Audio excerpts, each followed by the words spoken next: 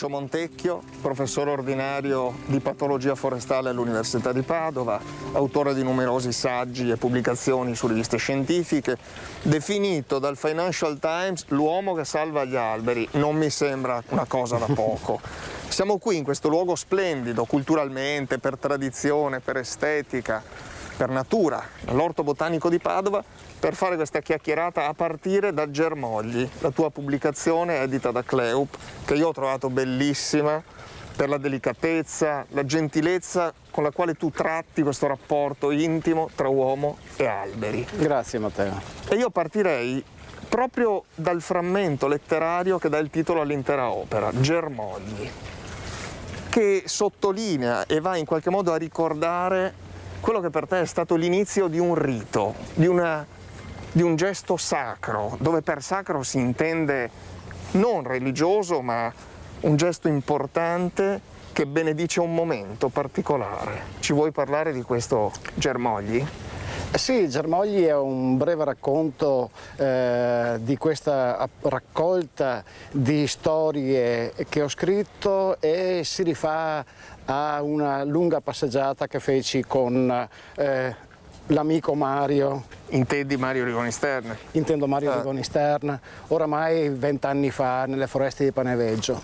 E ho cercato di riassumere 2 ore di chiacchierata amichevole cercando di raccontare un'immagine che mi è ben fissa in mente.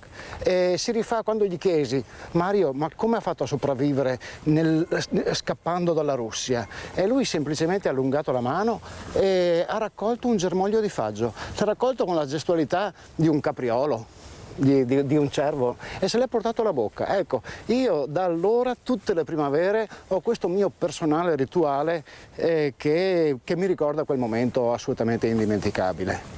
Che è un momento straordinario, come Sì. tanti ce ne ha lasciati Mario Rigoni Stern, Indubbiamente. che è stato davvero importante. Però quello lo vivo come tutto mio, perché eravamo io e lui. Certo, e se vogliamo è anche il segno distintivo di questa raccolta, cioè memorie intime ma da condividere con la collettività, con una prosa davvero delicata, e per questo ti faccio i complimenti. Grazie Matteo.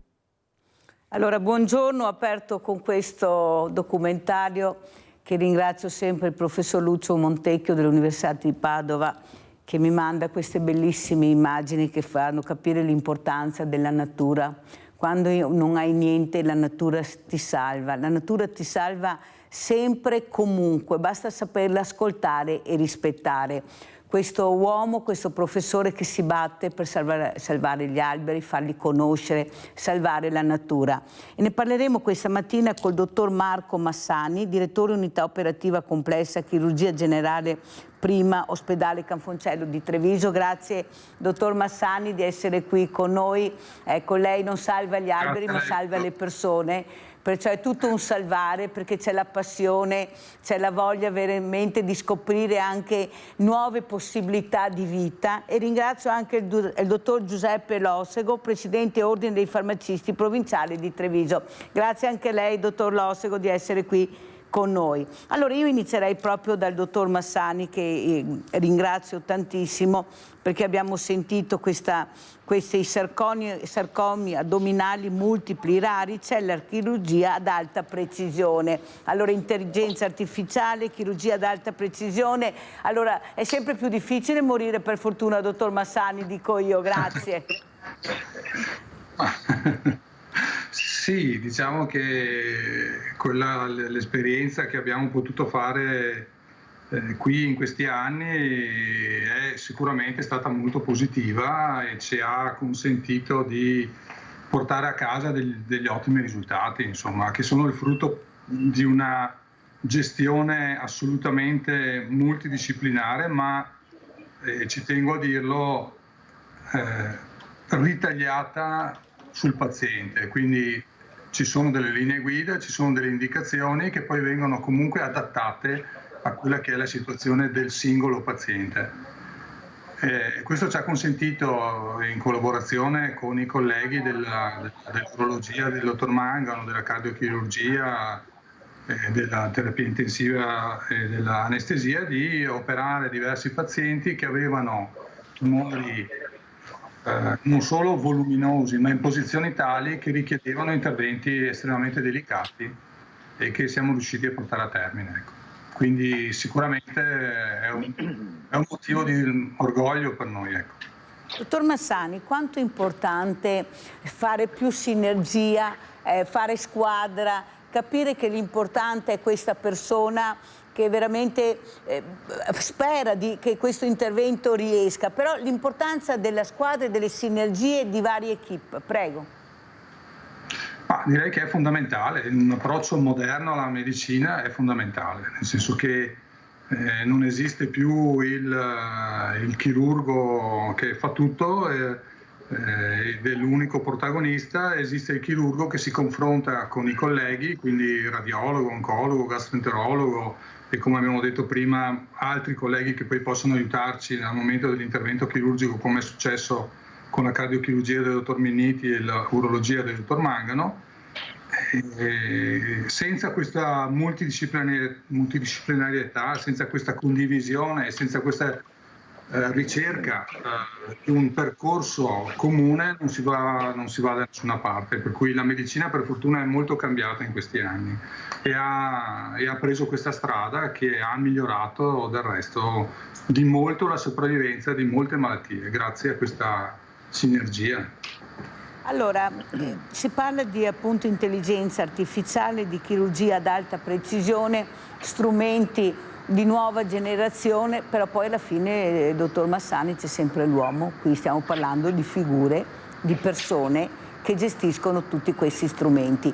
Ma se mancano come facciamo? Perché io ho sempre questo pallino in testa. Sì, tutto bello, ma ho bisogno del medico, ho bisogno del chirurgo, ho bisogno dell'anestesista, ho bisogno dell'infermiere, perché l'equipe è formata da tante realtà. Ma sono figure umane, dottor Massani? Perché qui mi sembra che ormai con questo artificiale si risolva tutto. Per me inizierei anche a cambiare percorso, perché c'è la persona poi che gestisce il tutto, che è l'uomo o la donna. Prego. Sì, ma probabilmente è perché il tutto è stato presentato in maniera un po' così, un po' fare spettacolo per cui ecco, adesso c'è l'intelligenza artificiale che pian piano sostituirà nelle varie attività l'uomo. Io non credo che sia così. L'utilizzo che si fa di una nuova tecnologia, qualsiasi essa sia, è dettato da delle scelte umane. Lo sappiamo, l'abbiamo visto, quello che è successo in giro per il mondo quando si è deciso di utilizzare il nucleare in maniera diversa da quello che potrebbe esserci estremamente utile nel produrre energia, no? E la stessa cosa vale qui. L'intelligenza artificiale ci consente di fare delle cose che fino a non molto tempo fa erano impensabili, questo è sicuro. Resta la base che a governare l'intelligenza artificiale c'è l'uomo e la decisione ultima di cosa fare e come fare spetta ad un'equipe.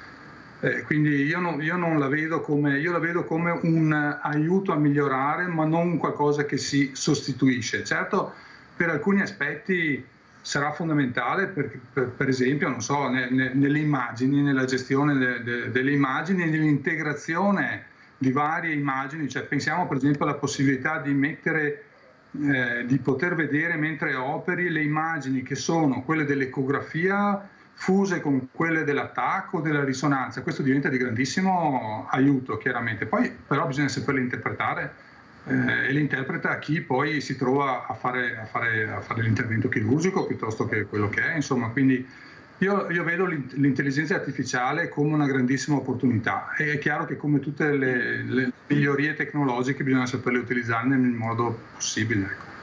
In effetti io ho avuto ospite poco tempo fa, dottor Massani, il professor Gerosa, e stiamo parlando di cuore artificiale, abbiamo parlato di appunto intelligenza artificiale e anche lui è perfettamente d'accordo con quello che ha detto lei. Infatti alla mia domanda, io ho molti dubbi su questa intelligenza artificiale, ho bisogno dell'uomo, e lui ha detto: lei ha letto la mia relazione? No, perché io ho detto proprio questo nella mia relazione, ho detto che alla fine c'è sempre l'uomo, c'è questa figura che dobbiamo assolutamente supportare. Prego, dottor Massani.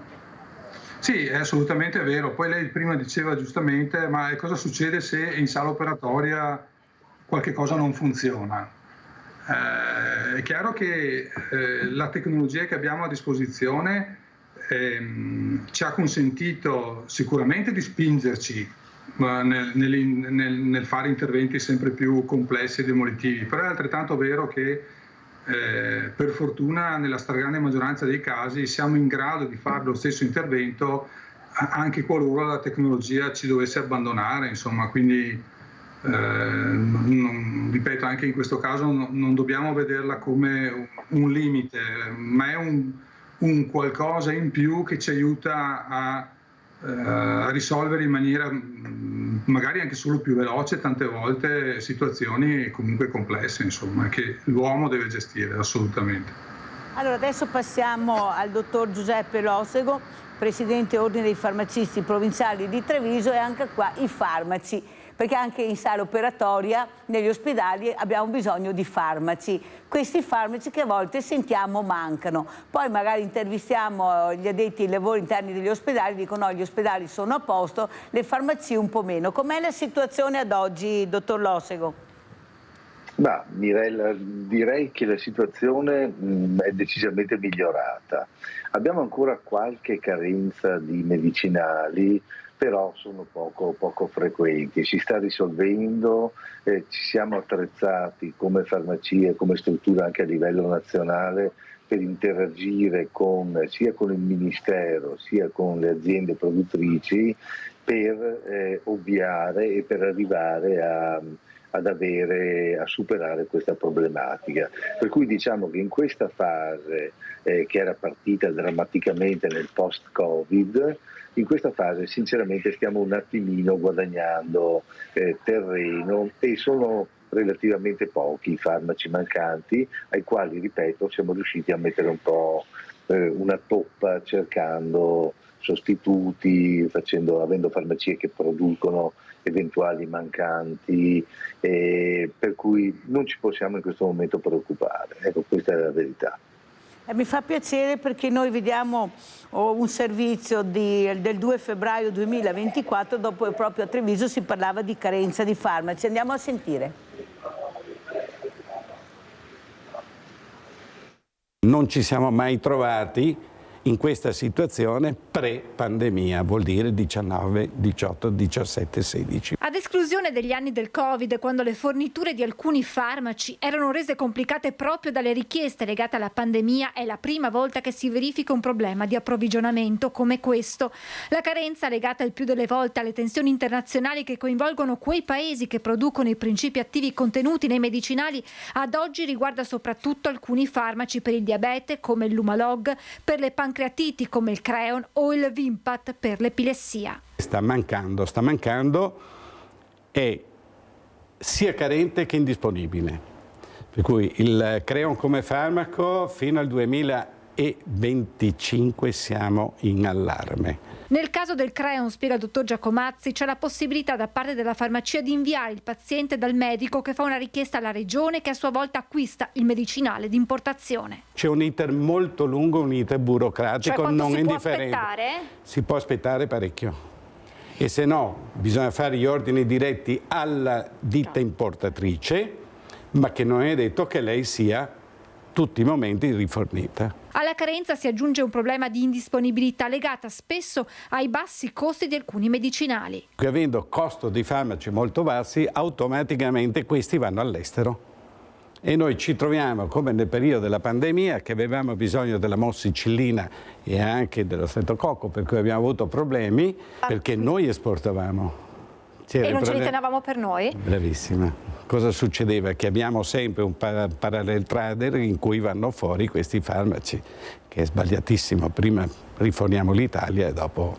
Da Farmacie Unite, un duplice appello ai pazienti. Quando il farmacista nella carenza dice guardi che c'è la possibilità di sostituire il farmaco che è uguale, analogo, che si fidi di quello che dice il collega. Cerchiamo di non fare incetta di farmaci perché c'è anche tanta gente che ne ha bisogno. Allora, perché questo servizio, dottor Lossego? Perché io ricevo ancora telefonate che i generici Non mi fido, non mi fa lo stesso effetto. È importante l'informazione e cercare invece di far capire, perché gli addetti ai lavori che ho avuto ospiti, e non sono di sicuro gli ultimi della classe, hanno detto ma stiamo scherzando, ma dovete assolutamente fidarvi. Prego, dottor Losego. Sì, il generico diciamo che a livello mondiale ha preso piede in maniera assoluta.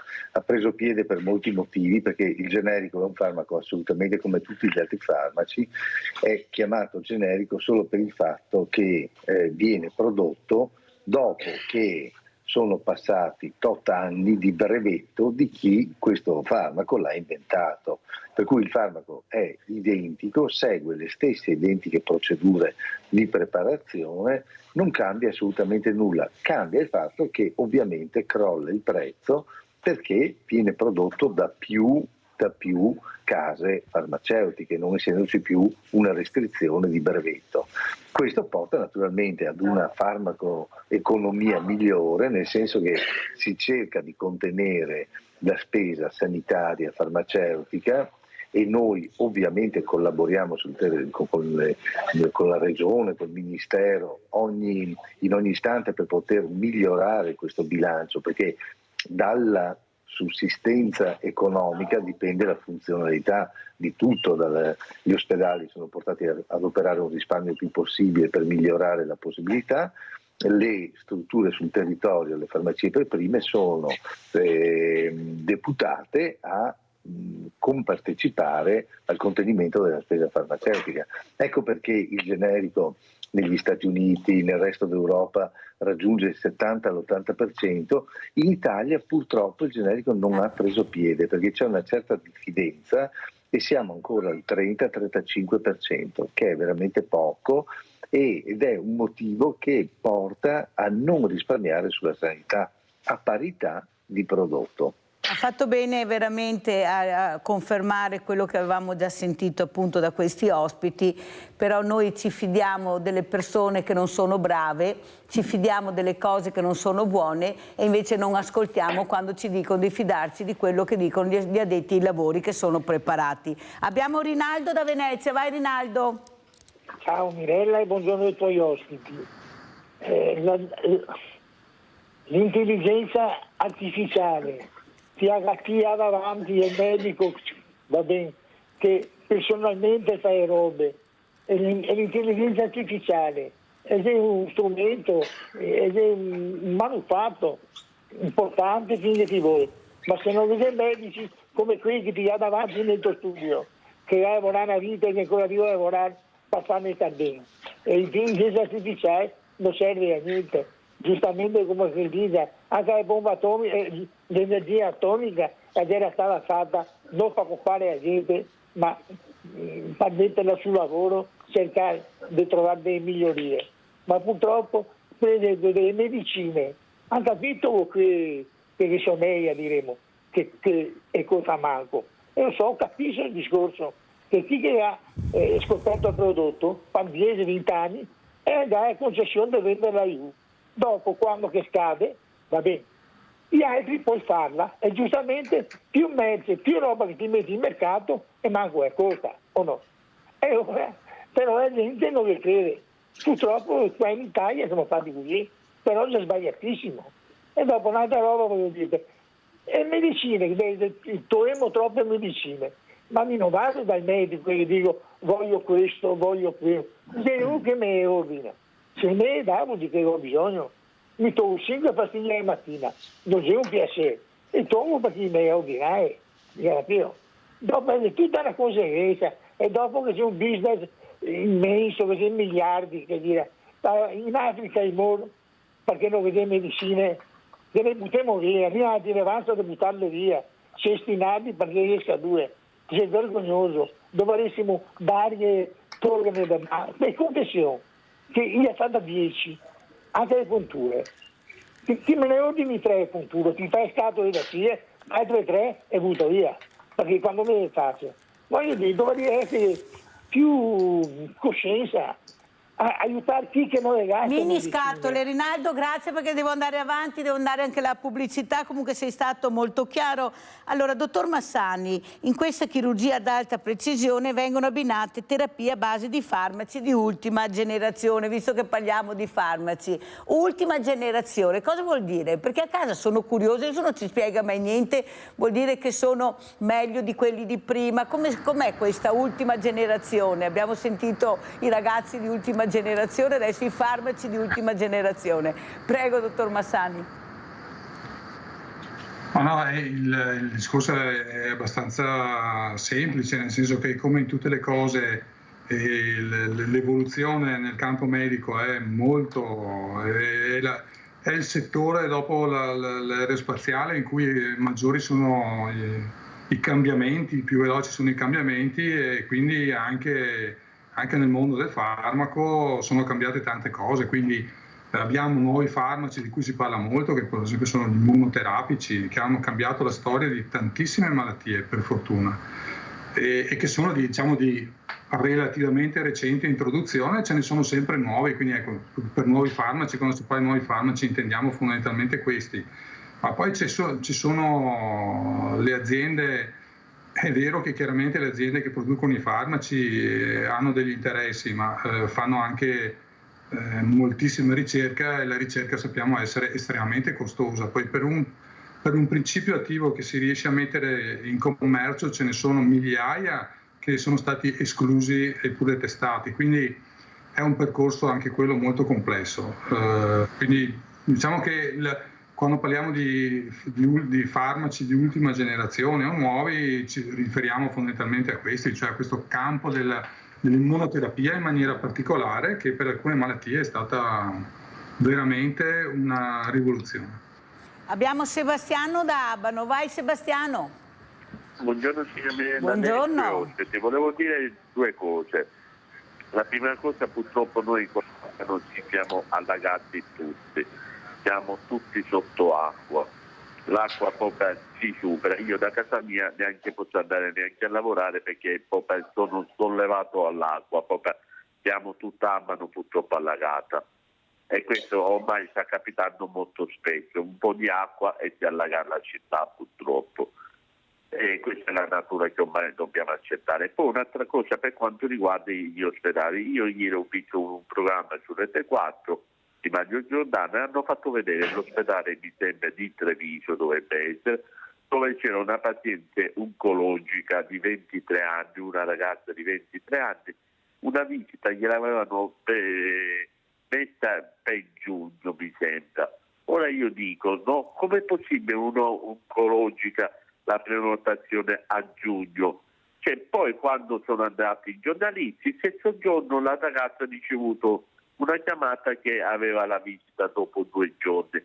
Dico, è possibile mai che prima deve intervenire i giornalisti per la ragazza avere la prenotazione subito? Una ragazza, parliamo di 23 anni, e si sa, a 23 anni purtroppo quelle malattie non è che perdonano tanto, perché a 23 anni sei giovane, quindi rischi molto di più di una persona anziana, purtroppo, e questi lo potrebbero dire anche i medici. Poi io dico, se una paga subito ha tutto a disposizione, ricordiamoci, cioè, ci dobbiamo far valere anche i nostri diritti. Quando l'ospedale non garantisce subito le visite, basta andare in quelli a pagamento e poi chiedere rimborso all'ospedale, perché è un tuo diritto. Finché noi non ci facciamo valere i nostri diritti, questi si capiscono i nostri diritti, cioè noi ci dobbiamo anche tutelare. Poi dicono che purtroppo ci sono gente che all'ospedale aggrediscono gli infermieri, per l'amor di Dio, e quello non si bisogna mai farlo, però magari dopo alla fine ti mettono all'esaurimento, perché tu vedi una ragazza di 23 anni e gli dai la visita a giugno, ma stiamo dando i numeri, cioè non parliamo qua, parliamo di Treviso, cioè se noi qua ci troviamo in queste condizioni, figuriamoci altre regioni se non sono messe ancora peggio. Ricordiamoci che questi vogliono fare la sanità a pagamento, se hai soldi ti curi, se non hai soldi puoi pure morire dentro casa, purtroppo quella è la realtà. e quelle ormai stiamo andando alla direzione come gli Stati Uniti d'America. Se hai l'assicurazione ti curano, se non hai l'assicurazione rimani lì dove sei. La ringrazio, signora Mirella, e mi scusi per lo sfogo. Allora sentiamo anche poi come risponderanno i nostri ospiti. L'importante è capire poi la verità e la trasparenza su quello che è stato detto, che è stato fatto, perché poi molte volte quando ci spiegano realmente la situazione non è come viene presentata. Ecco, questo lo tengo a precisare, perché per fare scoop molti ce la mettono tutta.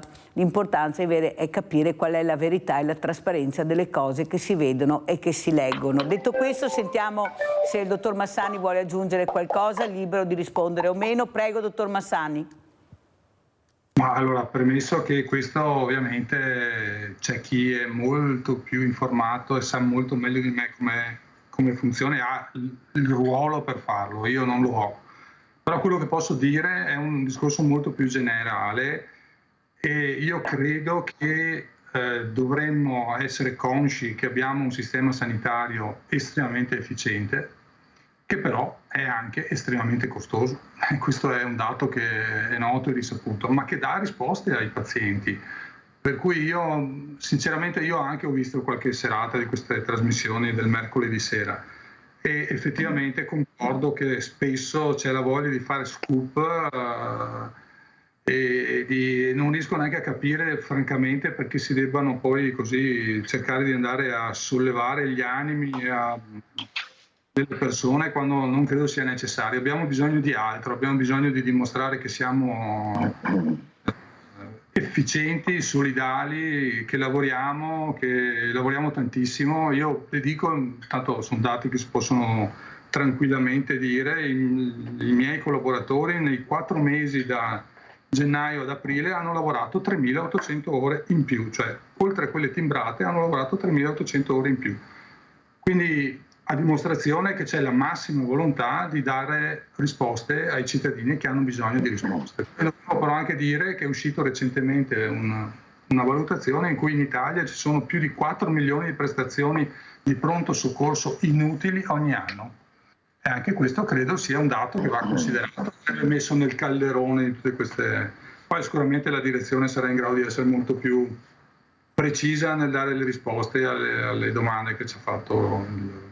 Mi sembra che abbia risposto in maniera molto esauriente il dottor Massani. Infatti io dico sempre che questa trasmissione sveglia Veneti, che vuol dire proprio svegliarsi, però dove c'è la massima trasparenza, ecco, la massima informazione corretta e precisa, non per fare scoop ma proprio per dare la massima informazione nella correttezza e nella consapevolezza di invitare soprattutto persone, ospiti molto preparati di quelle cose di cui parliamo tutte le mattine, e poi arrivano le telefonate, le domande dove si risponde. Ognuno può pensarla come vuole, però ascoltare è un dovere, ma non sentire, bisogna veramente ascoltare bene per capire com'è la situazione. Pubblicità.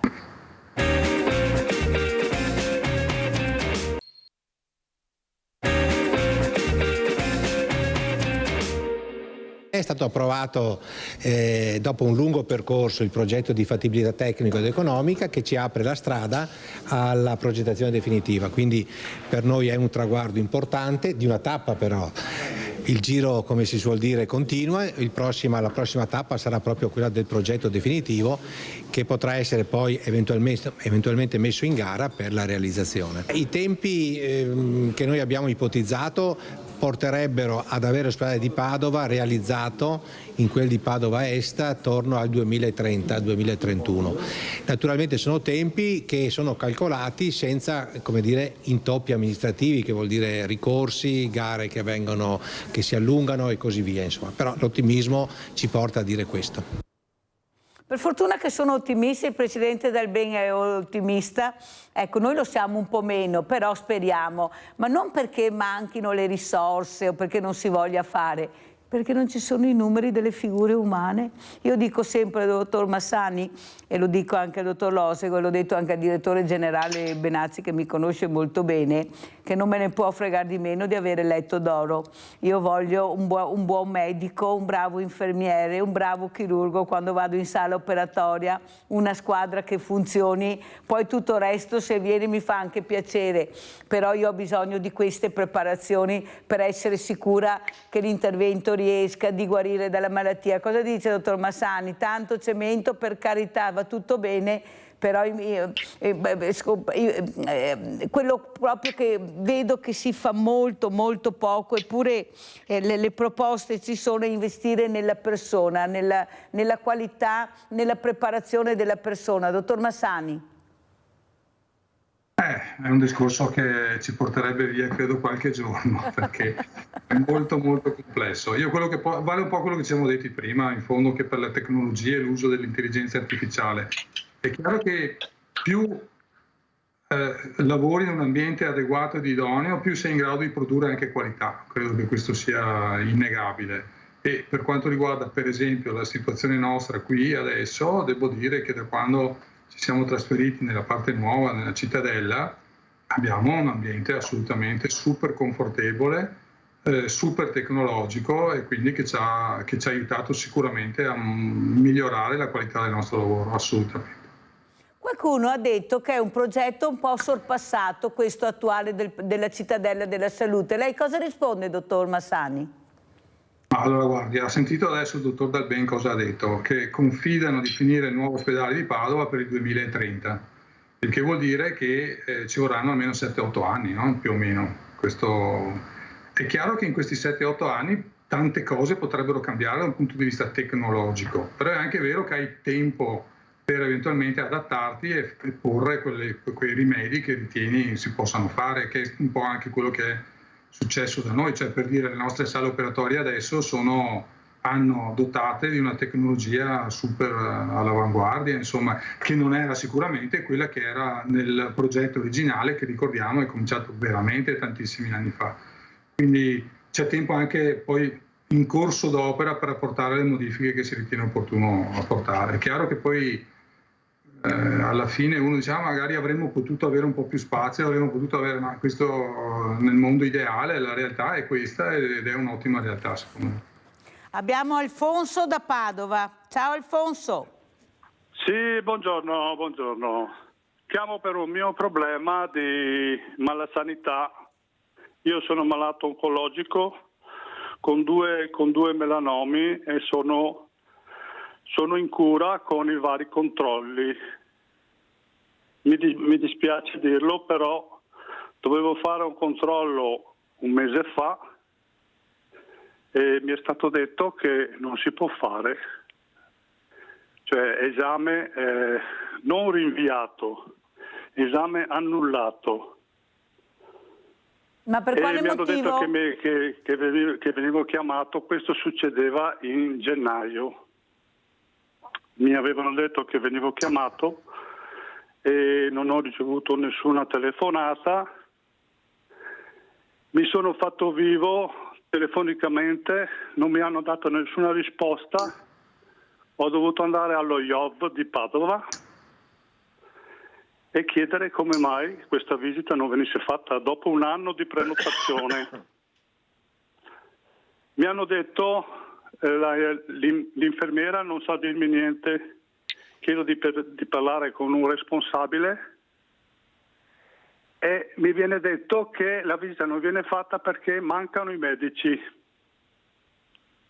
Cioè è inutile dire facciamo l'ospedale mega Padova, enorme, grandissimo, bellissimo, e dopo non ci sono i medici. E lo IOV è una cosa importante. Io sono diversi anni che vado a fare le visite là. Cioè non mi sarei mai aspettato di dover ricevere una telefonata dopo un anno che l'avevo prenotata e mi si dica è stata annullata, non spostata, annullata, senza darmi nessuna motivazione. Questa non mi sembra una sanità seria. Pronto? Sì, guarda, siamo qua a ti ascoltiamo veramente molto molto in silenzio e attentamente, perché Alfano, se hai piacere di lasciare il tuo numero, perché non è neanche corretto che nessuno spieghi a questo uomo, ecco, visto l'importanza anche della patologia che ha, il motivo come mai non c'è risposta. Perciò se hai piacere, Alfonso, di lasciare il tuo numero di telefono, poi vedremo di verificare anche col dottor Dalben, perché sicuramente meriti una risposta, assolutamente. Non può essere questo, dopo un anno i motivi li devono spiegare. Perciò se hai piacere, Alfonso, più che volentieri, se possiamo dare una mano per capire, per essere trasparenti anche nell'informazione, sai che noi ci siamo.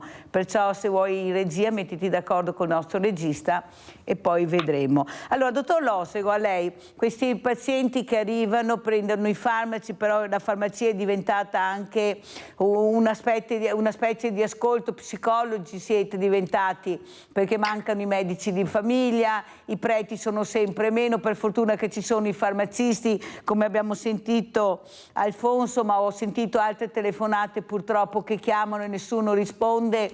Capisce che la realtà è questa, è quella che ho espresso io, forse ho il coraggio di dire quello che pensano molti cittadini: tutto bello, tutto bravo, ma se non c'è la persona umana che ti accoglie, che ti cura, che ti risponde, non ci siamo proprio. Prego, dottor Losego. Sì, Mirella, quello che è emerso dagli interventi dei nostri ospiti e dalle parole sagge del dottor Massani è assolutamente vero. La sanità ha bisogno di grande riflessione, di grande attenzione, però ha bisogno anche di grande cura dal punto di vista economico, di attenzione alla spesa, di contenimento, se si vuole continuare ad avere un sistema sanitario che è uno dei migliori al mondo. Bisogna in qualche modo metter mano, in qualche modo contenere. Parlo del mio settore dal punto di vista farmaceutico e della spesa farmaceutica, e naturalmente questo vale poi anche per l'ospedale, vale per tutto il sistema sanitario. Per quanto riguarda noi farmacisti, è vero che specialmente dopo il Covid, è partita un'operazione ancora più intensa di partecipazione del farmacista sul territorio, che va nella cosiddetta, sotto il nome della cosiddetta farmacia dei servizi, dove oltre alla dispensazione del farmaco, che è il nostro core business, il nostro lavoro principale, ha visto la farmacia in questi ultimi 4 anni, e in particolare adesso più che mai partiremo a Treviso e nel Veneto nelle prossime settimane con l'esecuzione in farmacia di elettrocardiogramma, holter pressorio e holter cardiaco prescritti dal medico di base o dall'ospedale. Cioè, invece di andare in ospedale, il paziente potrà venire tranquillamente sotto casa in farmacia e farsi un holter pressorio, applicare un holter pressorio, un holter cardiaco o un elettrocardiogramma. Questo cosa comporta? Senza pagare assolutamente nulla. Questo cosa comporta? Comporta che andiamo a sgravare quelle che sono le carenze che possono esserci sul territorio, in ospedale, per mancanza di personale, e si va a rendere la vita al paziente più facile, perché l'accesso in ospedale necessita di una prenotazione piuttosto che di una distanza, di spostarsi con la macchina. La farmacia di quartiere sotto casa ovviamente è una comodità alla quale il paziente potrà afferire con la massima tranquillità. Il tutto va in quell'ottica di collaborazione con le strutture regionali, di contenimento della spesa, e per dare però anche sempre di più al paziente una risposta a quelle che sono le carenze di personale in ospedale, piuttosto che negli ambulatori, piuttosto che nelle strutture che non riescono a stare dietro alla richiesta. Ecco, questo è quello che la farmacia fa e farà in futuro. La farmacia farà anche e fa nella farmacia dei servizi il contenimento della spesa farmaceutica, cioè noi andiamo a monitorare i farmaci giusti presi dal paziente, cioè controlleremo il più possibile paziente per paziente, specialmente quelli cronici, prestando attenzione a quante pastiglie questi prendono al giorno, se le prendono in maniera giusta, adeguata, se ne prendono in eccesso per evitare scompensi nell'uso scorretto del farmaco e anche spreco del farmaco. Non devono esserci farmaci scaduti perché non vengono più usati. Per cui diciamo l'adeguatezza e l'aderenza alla terapia è uno dei veramente cardini sui quali fondiamo la collaborazione col paziente e con le strutture sanitarie sul territorio. Ecco, in questo senso la farmacia si è evoluta e si sta evolvendo in maniera clamorosa verso un centro di servizi, verso un centro adesso è previsto oltretutto a Treviso l'esecuzione in tempi spero brevi, ma ci stiamo lavorando alacremente, di analisi del sangue da fare in farmacia complete invece che andare in ospedale o negli ambulatori o nei centri addetti, e tutte convenzionate e controllate Guardi, dottor Losego, io non so, ma non l'avevo sentita questa cosa, non so voi a casa, mi fa molto piacere averla invitata, sta dando delle informazioni importantissime e utilissime. Quello che io sto capendo è che forse voi state sostituendo i pronti soccorsi in qualche modo. Questi codici bianchi in parte dovrebbero essere smistati tra il medico di famiglia e il farmacista, perché non si può più avere questi pronti soccorsi con dei numeri, come ha detto il dottor Massani, di codici bianchi incredibili, che possono essere veramente snelliti da questi vostri interventi, sia dal medico di famiglia, ce ne sono pochi, ma in supporto dal farmacista. Perciò io penso, sentiremo anche il dottor Massani come commenterà queste parole, io non lo sapevo, non so voi a casa, sì che sono informata, però la ringrazio veramente, che finché non si parte, qua non si sa mai niente, ha capito come funziona, per fortuna che l'ho invitata e sappiamo qualcosa in più. Dottor Massani, cosa dice? Parole importanti, questi codici bianchi che potranno fra poco essere veramente risolti in parte tra le farmacie e il medico di famiglia. Prego, dottor Massani. Poi ci vuole aggiungere qualcosa a quello che ha detto Alfonso da Padova, perché è giusto anche magari se vuole. Prego.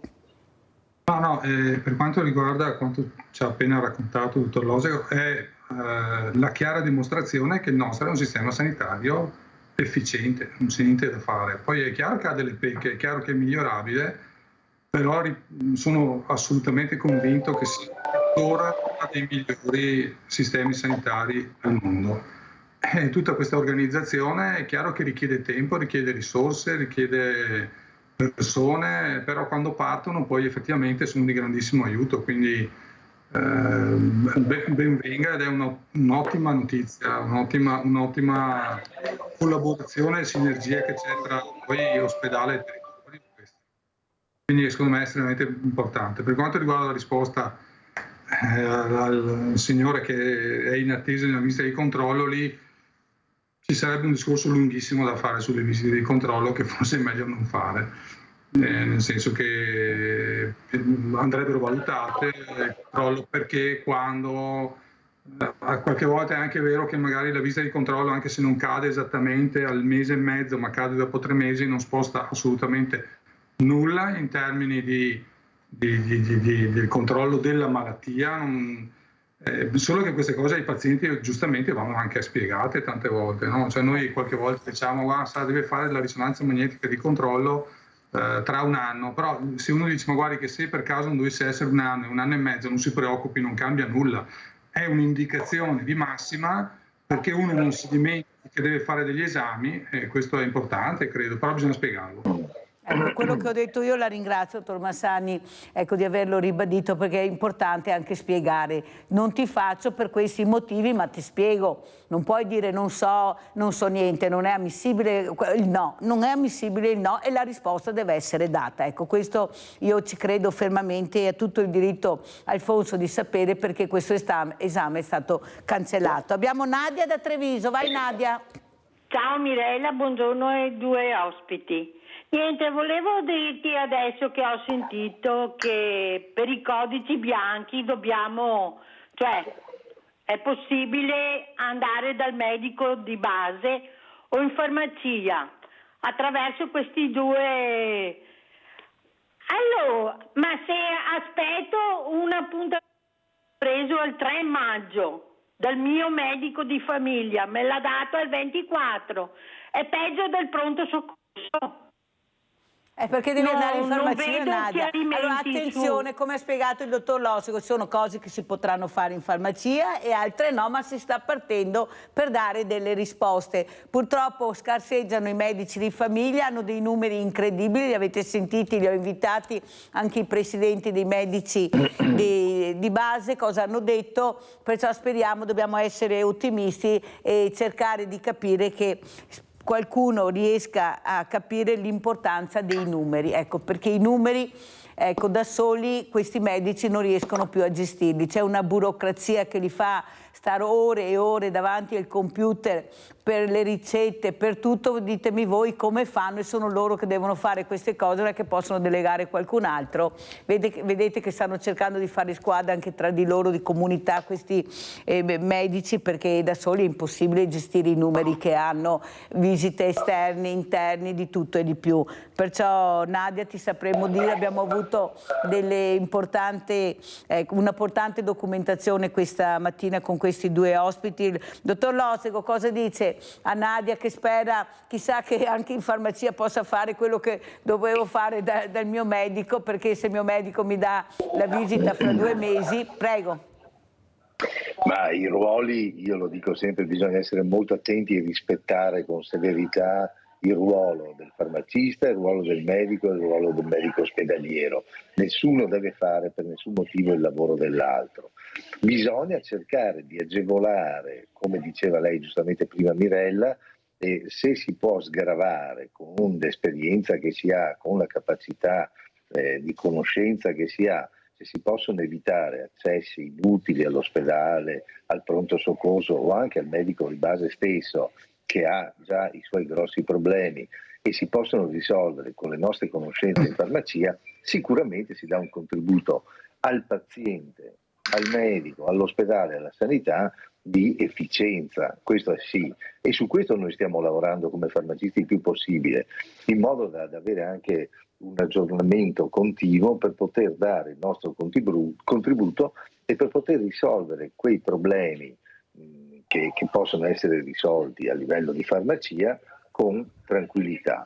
E questa sarà la farmacia del futuro, sempre in collaborazione con i medici, sempre in collaborazione con l'ospedale e sempre in contatto tra di noi. Le stesse analisi, le stesse cose alle quali accennavo prima, l'Holter, l'elettrocardiogramma, eccetera, verranno svolti nella stessa modalità che vengono svolti negli ospedali, negli ambulatori, nei centri di medicina, nei centri addetti, per cui i protocolli devono essere gli stessi, come per i generici il farmaco è lo stesso, per le analisi la stessa cosa deve essere su tutto il territorio. Questo porterà un miglioramento, un più facile accesso ai servizi, perché la farmacia per fortuna è sotto casa, e uno snellimento di Ma quando partirà? Perché siamo anche curiosi, dottor Lo, è già partita in parte, sì. Deve partire?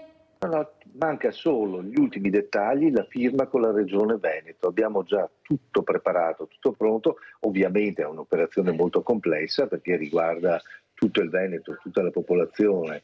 È già un protocollo solo da siglare con gli ultimissimi accordi in alcune regioni d'Italia, Liguria, Campania, Piemonte, Lazio, è già Calabria, mi pare, è già perfettamente funzionante e ha dato già degli ottimi risultati. Noi partiremo tra le primissime regioni d'Italia. Io spero che nel giro di un mese potremo venire in trasmissione da lei e dire che le persone scendono, fanno 3 passi, vanno a farsi un elettrocardiogramma e hanno un referto dell'elettrocardiogramma dopo 10 minuti. E anche l'analisi del sangue?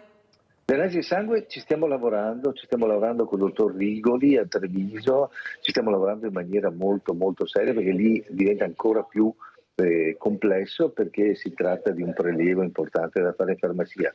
Però anche quello è un progetto che dovremo più lungo, però è un obiettivo al quale tendiamo per poter sgravare ancora di più i compiti dell'ospedale. Allora diremo dopo le elezioni, perché ormai bisogna dire così, dopo le elezioni vedremo cosa succederà anche nel nostro territorio, perché adesso sono troppo impegnati politicamente. Dottor Lossego, non possiamo, dobbiamo stare un po' tranquilli, non possiamo pretendere che firmino subito, siamo sotto elezioni. Dottor Lossego, ci vuole un po' di pazienza, ma per chi che sta male vuol dire proprio bene. Va bene, abbiamo detto, grazie. Dottor Giuseppe Lossego, Presidente Ordine dei Farmacisti Provinciali di Treviso, che ci ha dato delle belle notizie, speriamo a breve o medio termine, non a lungo termine. Sentiamo anche come ci saluta il dottor Marco Massani, direttore Unità Complessa Prima Chirurgia Generale di Treviso, se vuole dire qualcosa che non ha detto, dottore. Comunque abbiamo sentito delle belle novità. Prego. Sì, io vorrei soltanto non tenermi all'aspetto chirurgico, ma all'aspetto così generale e ribadire il concetto che il nostro è un sistema, secondo me, virtuoso, che funziona bene. Questo dobbiamo considerarlo e dobbiamo tutelarlo, perché non molti paesi vorrebbero avere un sistema come il nostro. Io sono convintissimo, poi girando, parlando, vedendo i colleghi all'estero anche di paesi molto avanzati, come potrebbe essere la Germania, per esempio, in cui il sistema è misto, in cui ci sono le assicurazioni che incidono in maniera pesantissima nelle attività. Ecco, il nostro è un grandissimo sistema sanitario, credo. È fatto bene a ribadirlo, dottor Massani, perché è giusto dire anche dal punto di vista di questi chirurghi, di questi medici, questi professionisti, com'è dalla loro parte, dalla loro angolazione, la realtà che vedono. Grazie anche al dottor Marco Massani, grazie al dottor Giuseppe Lossego. Pubblicità. Grazie a voi.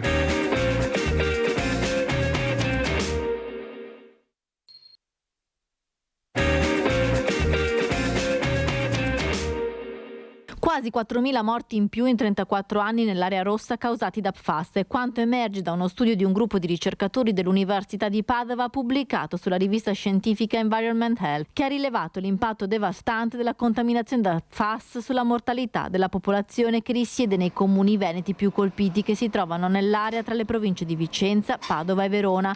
A renderlo noto il gruppo delle mamme No PFAS. Nel 2013 in Veneto è stata scoperta la vasta contaminazione delle acque che ha interessato 30 comuni delle 3 province, dove i PFAS sono stati rilevati in concentrazioni preoccupanti nelle acque superficiali, sotterranee e potabili, avvelenando circa 350.000 persone.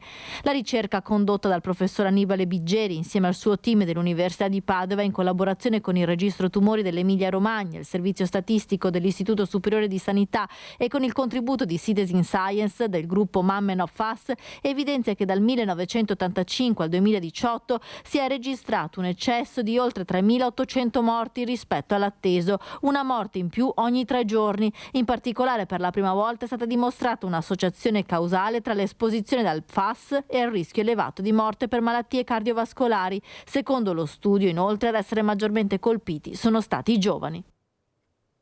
Ed è veramente un onore per me ospitare la portavoce storica delle mamme No PFAS, Michela Piccoli. Ciao Michela, come stai?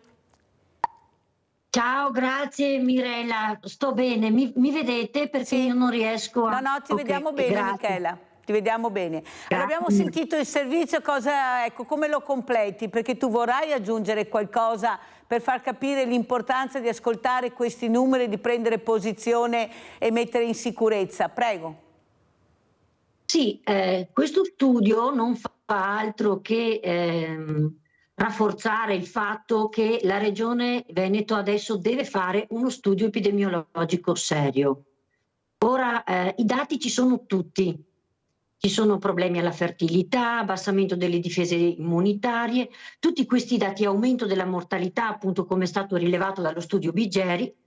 È dal 2016 che aspettiamo uno studio epidemiologico serio. Adesso non ci sono più scuse. Deve partire, per cui non bisogna più perdere tempo, siamo già in estremo ritardo e questa secondo me è la cosa ovvia e diciamo così scontata che adesso la Regione Veneto deve, io spero, mettere in atto il prima possibile, insomma. Michela, secondo te questo silenzio, questo non voler veramente chiarire una volta per tutti qual è la posizione anche della Regione Veneto. È anni che voi vi battete per avere delle risposte, per fare determinate analisi. Ecco, secondo te come la interpreti? Michela? Abbiamo perso Michela? Allora vediamo l'altro servizio, intanto che vediamo se riusciamo a rimettere la connessione con Michela. Chiedono l'intervento di tutti i comuni per sollecitare il Parlamento ad emanare una legge che metta al bando i PFAS. Parte da Lonigo la lettera firmata a nome delle mamme no PFAS e di diversi gruppi ambientalisti, indirizzata a tutti i sindaci dei comuni del Veneto, Piemonte e Lombardia. Ci siamo riuniti per formulare una mozione da mandare ai sindaci e essere sottoscritta dalle amministrazioni comunali per inviare poi al Parlamento e sollecitare la formulazione di una legge che con il principio di precauzione normi queste sostanze che ormai si trovano dappertutto, sono ubiquitarie e danneggiano la nostra salute. Sollecitiamo tutti i sindaci del Veneto, del Piemonte, della Lombardia, della Toscana, ma anche di tutta Italia a sottoscrivere questa mozione perché ci sia una legge che tuteli la salute di tutti i cittadini italiani. Allora capite che questi servizi servono per far capire quanto questi genitori, questi ragazzi, questi studiosi, questi medici, anzi tengo a precisare e anche l'importanza di sentire anche questi nomi, il professor Bigeri che abbiamo avuto ospite, una delle massime autorità in questo campo. Però poi c'è un certo silenzio della politica che dovrebbe rispondere con dei numeri precisi, investire su questi numeri che sento e soprattutto mettere in sicurezza anche questi siti che non sono ancora in sicurezza. E allora noi cosa dobbiamo dire? Dobbiamo cercare di mangiare bene, mangiare sano, ma come facciamo se non abbiamo i numeri, i dati certi, cosa può far bene perché non ha questi FAS, questi PFAS o dove si trovano, specialmente negli alimenti, quali alimenti, in che zone soprattutto dobbiamo stare più attenti. No, qui si parla solo di poltrone politiche, si parla di altre cose e invece c'è un'urgenza di dare risposte, come diceva la nostra Michela Piccoli. Ecco, questi medici che sono molto allarmati e stanno vedendo che adesso, siccome hanno i numeri, i dati, perché prima non li avevano, dopo anni e anni di ricerche hanno questi dati e dicono bisogna intervenire.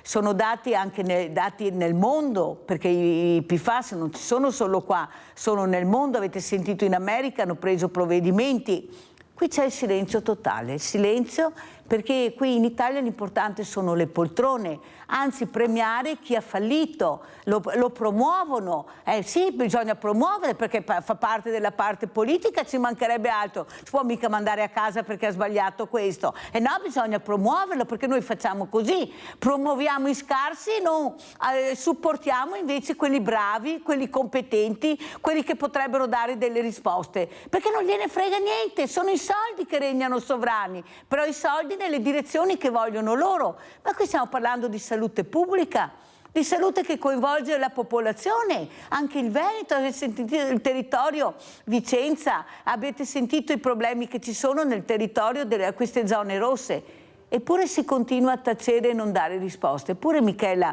l'ha detto chiaro, bisogna dare assolutamente delle risposte a questi comitati che si sono dati da fare. Avete visto Lega Ambiente, avete visto gli ambientalisti, perché qualcuno critica gli ambientalisti, cosa fanno, sanno solo dire di no. Guardate che sono persone preparate, forse più preparate di qualche politico che si fregia di questo titolo. E poi ce lo ritroveremo in Europa a fare disastri. Questa è la verità, qui dobbiamo svegliarci tutti, non possiamo subire il silenzio di chi dovrebbe dare risposte, non dobbiamo subire il silenzio. Avete sentito anche nella sanità, per carità è un'eccellenza, però bisogna vedere da quale angolazione la guardi. Questa persona che ha chiamato Alfonso che dice ma io ho bisogno di una risposta, di una certezza, non sto parlando di una banalità. Eppure adesso dovremmo chiamare chi di dovere per cercare di dare una risposta a Alfonso, che se la merita tutta. Ma vi sembra che sia un percorso normale, naturale, con tutta la gente che paghiamo continuamente tutti i giorni, che dovrebbero almeno rispondere ai telefoni? Ma vi rendete conto cosa sta succedendo? Eppure, i bravi, ma che bravo, quel nonno se poi fare l'8º mandato perché sei proprio bravo. Ma stiamo attenti anche a quello che guardiamo, a quello che sentiamo e a quello che diciamo, perché è veramente importante ed è un problema che a mio avviso dovremmo veramente creare. Allora andiamo a vedere, visto che parliamo di medici, ecco anche un servizio che andrà in onda fra poco proprio su questa carenza di medici nelle aree rurali, perché ci dimentichiamo che abbiamo anche queste aree rurali dove non si trovano i medici e invece anche queste persone hanno diritto di avere del medico, ed è arrivato per fortuna dottor Zeno Giuseppe Vignola, medico, guardatelo qua, giovane, lo conosciamo, grazie dottor. Non così giovane. Insomma, dottor Vignola, se non è giovane lei, non so, i diversamente giovani chi sono, però allora questi medici che mancano, abbiamo sentito Alfonso che ha chiamato da Padova, addirittura non gli rispondono al telefono, gli hanno annullato una visita che doveva fare, un appuntamento, un malato oncologico. Ecco, cosa sta succedendo? Le farmacie che fra poco si spera dopo le elezioni, perché adesso siete tutti impegnati con le elezioni, dottor Vignola, si può mica disturbarli adesso sono le elezioni, ecco che faremo le analisi del sangue nelle farmacie, l'elettrocardiogramma, cioè si sta cercando di porre rimedio, perché così non si può andare avanti. Prego dottor Vignola, cosa ci racconti in attesa che si ricolleghi Michela Piccoli, portavoce Mamme No Fas. Prego dottor Vignola. Buongiorno a tutti gli ascoltatori e anche alla nostra ospite Mirella, buongiorno. La problematica della sanità, come la individuo adesso, è un ingorgo, è come se fosse un ingorgo. La sanità, come la conosciamo oggi, è stata progettata e stabilita decenni fa, ma le necessità della popolazione sono cambiate. La popolazione è più anziana di 30 anni fa, la popolazione è più malata in media di 30 anni fa. Questo anche perché fortunatamente siamo diventati più bravi come medici a gestire le patologie acute. Di infarto si moriva di più 30 anni fa che non oggi. Di ictus si moriva di più 30 anni fa che non oggi. Le patologie acute. Un fatto è che tuttavia dopo la patologia acuta c'è la patologia cronica. 30 anni fa di infarto si moriva, oggi di infarto per lo stesso paziente magari non muore più. Tuttavia diventa in seguito un paziente cardiopatico che ha bisogno di una assistenza maggiore rispetto a un paziente non cardiopatico. Quindi questa caratteristica diversa della società non è un problema, è semplicemente una caratteristica diversa. Il fatto di avere più pazienti cronici, perché l'età media è aumentata, perché siamo diventati più bravi ad aumentare la sopravvivenza, l'età media al decesso è più alta adesso rispetto che 30 anni fa, no? Ma ci sono più pazienti che necessitano di carico assistenziale e quindi laddove, ad esempio, parlando dei medici di base, laddove per gestire 1500 pazienti 30 anni fa era sufficiente un medico, adesso un medico rischia di fare un po' fatica. Un po' tanta, diciamo. Un po' tanta fatica. Aggiungiamo il fatto che gli impegni, diciamo, burocratici del medico di base, del medico in generale, ma del medico di base, gli impegni di rendicontazione nei confronti delle ASL, basti pensare a tutto quello che è successo per la rendicontazione dei tamponi, delle positività, delle negatività, così. Sono tutte quanti funzioni aggiuntive che vengono richieste al medico di base e che vanno ad aggravare il lavoro. Io vi posso garantire, a parte perché ho lavorato anch'io come medico di base, ma anche perché ne conosco tanti, che i medici di base non sono assolutamente degli sfaccendati, anzi si impegnano e sono impegnati nella gran parte delle loro giornate, come i medici ospedalieri. Quindi io vedo una problematica, va ristrutturata completamente la figura, penso, del medico di base, perché sono cambiate quello che gli viene richiesto rispetto a 30, 40, 50 anni fa. Sì, però, dottor Vignola, facciamo una parentesi. Ma questo paziente che sta male, che ha problemi, cosa fa? Perché allora, dipende dalla problematica che ha. Dipende dalla problematica. Però io sto male, sono io che sento la problematica, certo. E in quel momento ho bisogno di una risposta. E una risposta anche adeguata. Certo. E non può essere che io mi presento per fare questa visita e mi dicono non c'è il medico e dopo vado nel privato e il medico lo trovo subito. Ma se non ho i soldi per pagare rimango col mio dolore perché non posso permettermi il medico. E questo è un punto di domanda al quale qualcuno dovrà pur rispondere. Perché abbiamo la povertà che sta aumentando. Avete sentito i numeri di ieri? Li avete sentiti quando io vi dico guardate che la realtà è un'altra, non è che vada tutto bene madama la marchesa come vi dico tutte le mattine? Avete sentito i numeri della povertà di ieri? Eppure sembra che tutto vada bene, che non ci siano problemi. Stai male, vai nel privato, curati, qual è il problema? Capisce che il messaggio che arriva è devastante per le persone che non hanno la possibilità di pagare, che non hanno i soldi, che un medico di famiglia come la nostra Nadia che ha chiamato prima ha dato appuntamento fra 2 mesi a questa persona. Non può essere, non si può andare avanti così, dottore. Sapevano benissimo che la popolazione invecchiava, sapevano benissimo che i medici andavano in pensione, vuol dire che era pianificato per andare verso la medicina privata. Questa è la verità, dottore. Sì, oppure Vignola. c'è stata una carenza di pianificazione verso il mantenimento della medicina pubblica. Ecco, possiamo vederla in entrambi. Possiamo vederla conforme l'angolazione dalla quale si vuole vedere. Però secondo lei è un medico giovane, un medico che ha passione. Ecco, adesso ci saranno anche le nuove elezioni, bisogna cambiare qualcosa, così molti ragazzi anche che hanno studiato come lei se ne vanno all'estero perché questi sono i numeri e queste sono la realtà, lo dicono agli addetti ai lavori, non è che la Mirella si sveglia, anche se qualche politico ha avuto il coraggio di dire qui davanti alle telecamere che non è vero che ci sono tutti questi ragazzi che vanno via dall'Italia, che vanno all'estero a trovare lavoro. Poi abbiamo sentito i numeri, invece i numeri da là non si sbaglia. Prego, dottor Vignola. Ma adesso a quanto pare c'è un'apertura delle università di medicina, aumenteranno i numeri di laureati, aumenteranno i numeri di medici, di conseguenza se aumenteranno anche le assunzioni si potrebbe venire a risolvere questo ingorgo di cui parlavo prima.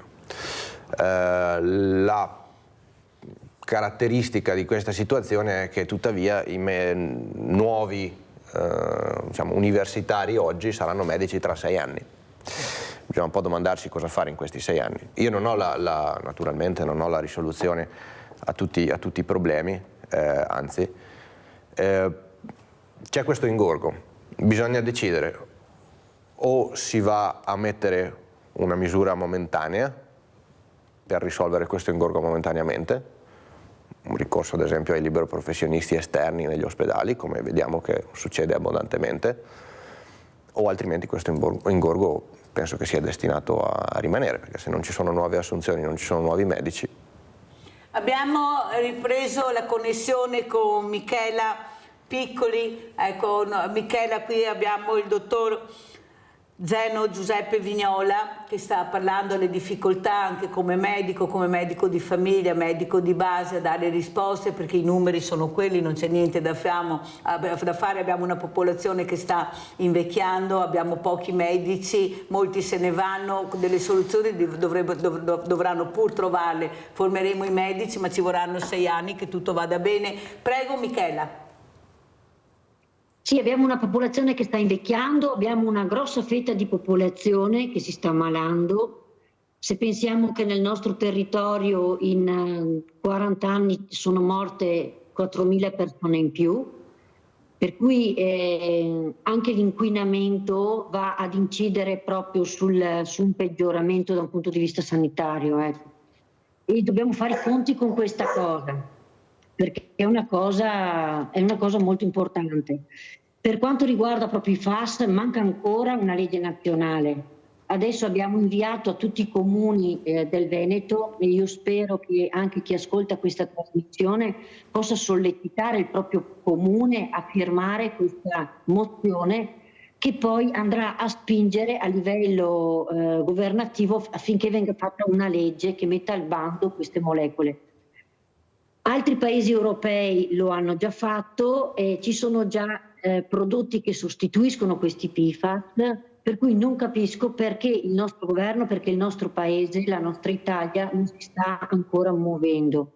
E questo disinteresse è veramente sconfortante. Dottor Vignola, come commenta le parole di Michela Piccoli? Sì, riguardo specificatamente ai PFAS, probabilmente esistono professionisti più informati di me. Tuttavia, parlando dell'inquinamento ambientale, specialmente dell'inquinamento dato dai nuovi prodotti come le plastiche, posso dire che va a far parte di una serie di stimoli che vanno a peggiorare la salute delle persone. Noi possiamo immaginare una persona, un organismo, come un sistema nel quale entrano stimoli, poi spiegherò cosa intendo con stimoli, avvengono reazioni chimiche e a seguito delle reazioni chimiche c'è la vita. Noi siamo un insieme di reazioni chimiche, di fatto. All'interno delle cellule, le cellule vivono perché esistono le reazioni chimiche. Stimoli, quello che ho messo dalla parte di qua, che entra a influenzare le reazioni chimiche, può essere letteralmente tutto. Possono essere i cibi che mangiamo, l'aria che respiriamo, l'acqua che beviamo, l'attività fisica che facciamo, gli schermi che guardiamo. E naturalmente esistono molecole che vanno a guastare alcune reazioni chimiche e in particolare possiamo parlare dei disruttori endocrini. Sono delle molecole che si trovano purtroppo abbondantemente, specialmente in alcuni ambienti. Queste molecole vanno a modificare in senso negativo tutte quelle che sono le reazioni dal punto di vista endocrino, cioè dal punto di vista ormonale. Si trovano spesso anche ad esempio nei prodotti cosmetici. Una ragazza che utilizza 5 prodotti cosmetici è soggetta a molte di questi disruttori endocrini. È una traduzione che sto facendo dall'inglese. In inglese si chiama hormone disruptors, endocrine disruptors. Quindi bisogna anche sensibilizzare verso questo. Prodotti che si usano anche per l'igiene. Esatto, quindi anche in questo senso bisogna cercare di utilizzare prodotti naturali. Bisogna cercare di utilizzare, che sia per il bucato, che sia per l'igiene personale, cercare di utilizzare prodotti naturali. Fa parte di una consapevolezza più ampia per la salute. Naturalmente il prodotto naturale, essendo un prodotto diciamo anche di nicchia, costa. Viene a costare un po' di più. Questo si va a scontrare con la realtà di cui abbiamo parlato prima, cioè la realtà del fatto che sempre più persone sono in un abito di povertà. A questo problema non ho la soluzione, tuttavia quello che posso dire è che se si considera la salute un investimento, forse il più importante di tutti gli investimenti. Se non abbiamo la salute, cosa abbiamo davvero? Se consideriamo la salute il più importante degli investimenti, va da sé che informarsi su come migliorare la propria salute ed investire tempo, risorse nella propria salute è certamente un buon investimento. Vediamo se Michela Piccoli è collegata, anche se vediamo il fermo bloccato della figura. Michela? No, non è collegata Michela. Allora andiamo a vedere proprio questo servizio che abbiamo detto, carenza medici nelle aree rurali. Andiamo a sentire. Nel Comelico e quindi nell'area di montagna, in tutto il Comelico manca un pediatra e quindi come si può pensare che lì ci sia la possibilità dell'insediamento delle famiglie, l'insediamento delle famiglie per poi vivere in quel territorio quando manca un elemento essenziale come è il pediatra. La carenza di medici, di medicina generale e di pediatri si fa sentire. Se in Comelico addirittura non ce ne sono, nel resto della regione i tassi sono tra i più bassi in Italia e in Europa. Basti pensare che nella nostra regione ci sono solo 6,4 medici ogni 10.000 abitanti, mentre in Portogallo la media è di 29,8 e in Francia di 13,8. Attualmente ne mancano 726 80 nella sola provincia di Padova. I dati sono stati presentati in occasione del convegno La desertificazione dei servizi sociosanitari a cura di CIA Veneto.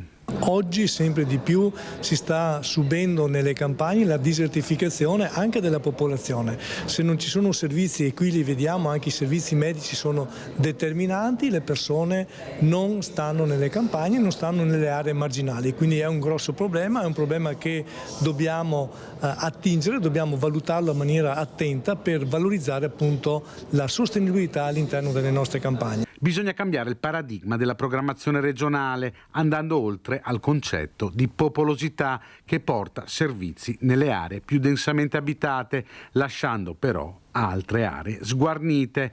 Un esempio ne sono le case di comunità. Noi abbiamo una concentrazione di case di comunità sull'asse Verona, Vicenza, Padova, Venezia, e invece una bassissima presenza per quanto riguarda la provincia di Belluno o la bassa provincia di Rovigo, per cui va ripensato il modello dando impulso a quelle che sono le situazioni organizzate del territorio, tra cui le medicine di gruppo integrate dei medici di famiglia che arricchite di personale sia infermieristico sia di personale amministrativo, sia di strumentazioni che gli consentono una vera telemedicina, e dandogli anche l'idoneo riconoscimento economico, visto il maggiore impegno sanitario che ci vuole, trasformarli in case di comunità spoke, che siano integrate e collegate, ma siano molto più diffuse. Abbiamo Marina da San Bruson. Marina? Buongiorno a lei. Buongiorno. Ascolti, ieri avevo fatto riferimento, ma devo dire una cosa, una precisazione. Le piazze sono deputate per le manifestazioni, per tutto ciò che la società vuole fare come iniziativa o come proposta. Gli atenei sono stati costruiti solo per la istruzione, per la cultura. Ora, che questi nostri atenei diventino un luogo di propaganda politica, di difesa di coloro che hanno aggredito, perché le guerre che ci sono ora in corso non sono state provocate dalle stesse persone, ucraini e da Israele. Sono gli altri che hanno provocato. È assurdo, perché se io ti provoco allora puoi farmi guerra, ma se io non ti provoco perché mi devi fare guerra? Hamas ha fatto già anche alla Bataclan la stessa cosa, si chiamava in altro modo ma era sempre loro. Cioè, questa aggressione non è dovuta ad un'altra aggressione. Capisci? Molto chiara Marina, ti ringrazio, hai chiamato per spiegare bene anche la tua posizione, la tua riflessione. Abbiamo sentito anche Marina, vediamo se Michela ha ripreso la linea. Michela? Ecco, cerchiamo di sfruttare la connessione perché va e viene. Prego Michela. Ecco, diciamo che una cosa importante proprio di questa settimana è che sabato 18 maggio saremo come rappresentanti del tavolo ecologico all'Arena di Pace e parleremo e porteremo le nostre istanze a Papa Francesco. Per cui questa apertura da parte della Chiesa nei confronti dell'ecologia e del bene del creato, diciamo che per noi madri, non solo del Veneto, ma anche in rappresentanza delle mamme da nord a sud di cui facciamo parte, diciamo è un onore e ringraziamo anche per questa cosa. Ciao, sarete ricevute da Papa Francesco? Ci saremo ricevute sia come mamme no FAS, ma anche come mamme da nord a sud, che raccoglie 46 associazioni di mamme da tutta Italia, comprese le isole.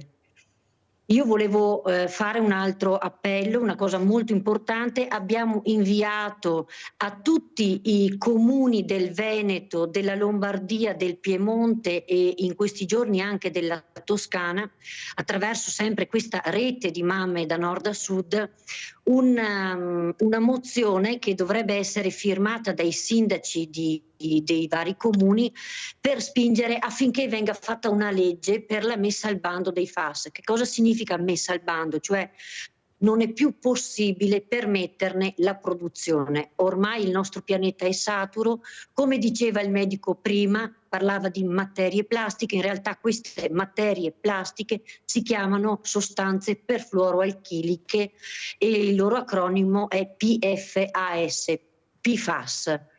Ecco, non ultimo sono andata ieri sera a Marghera, dove vogliono aprire un altro inceneritore.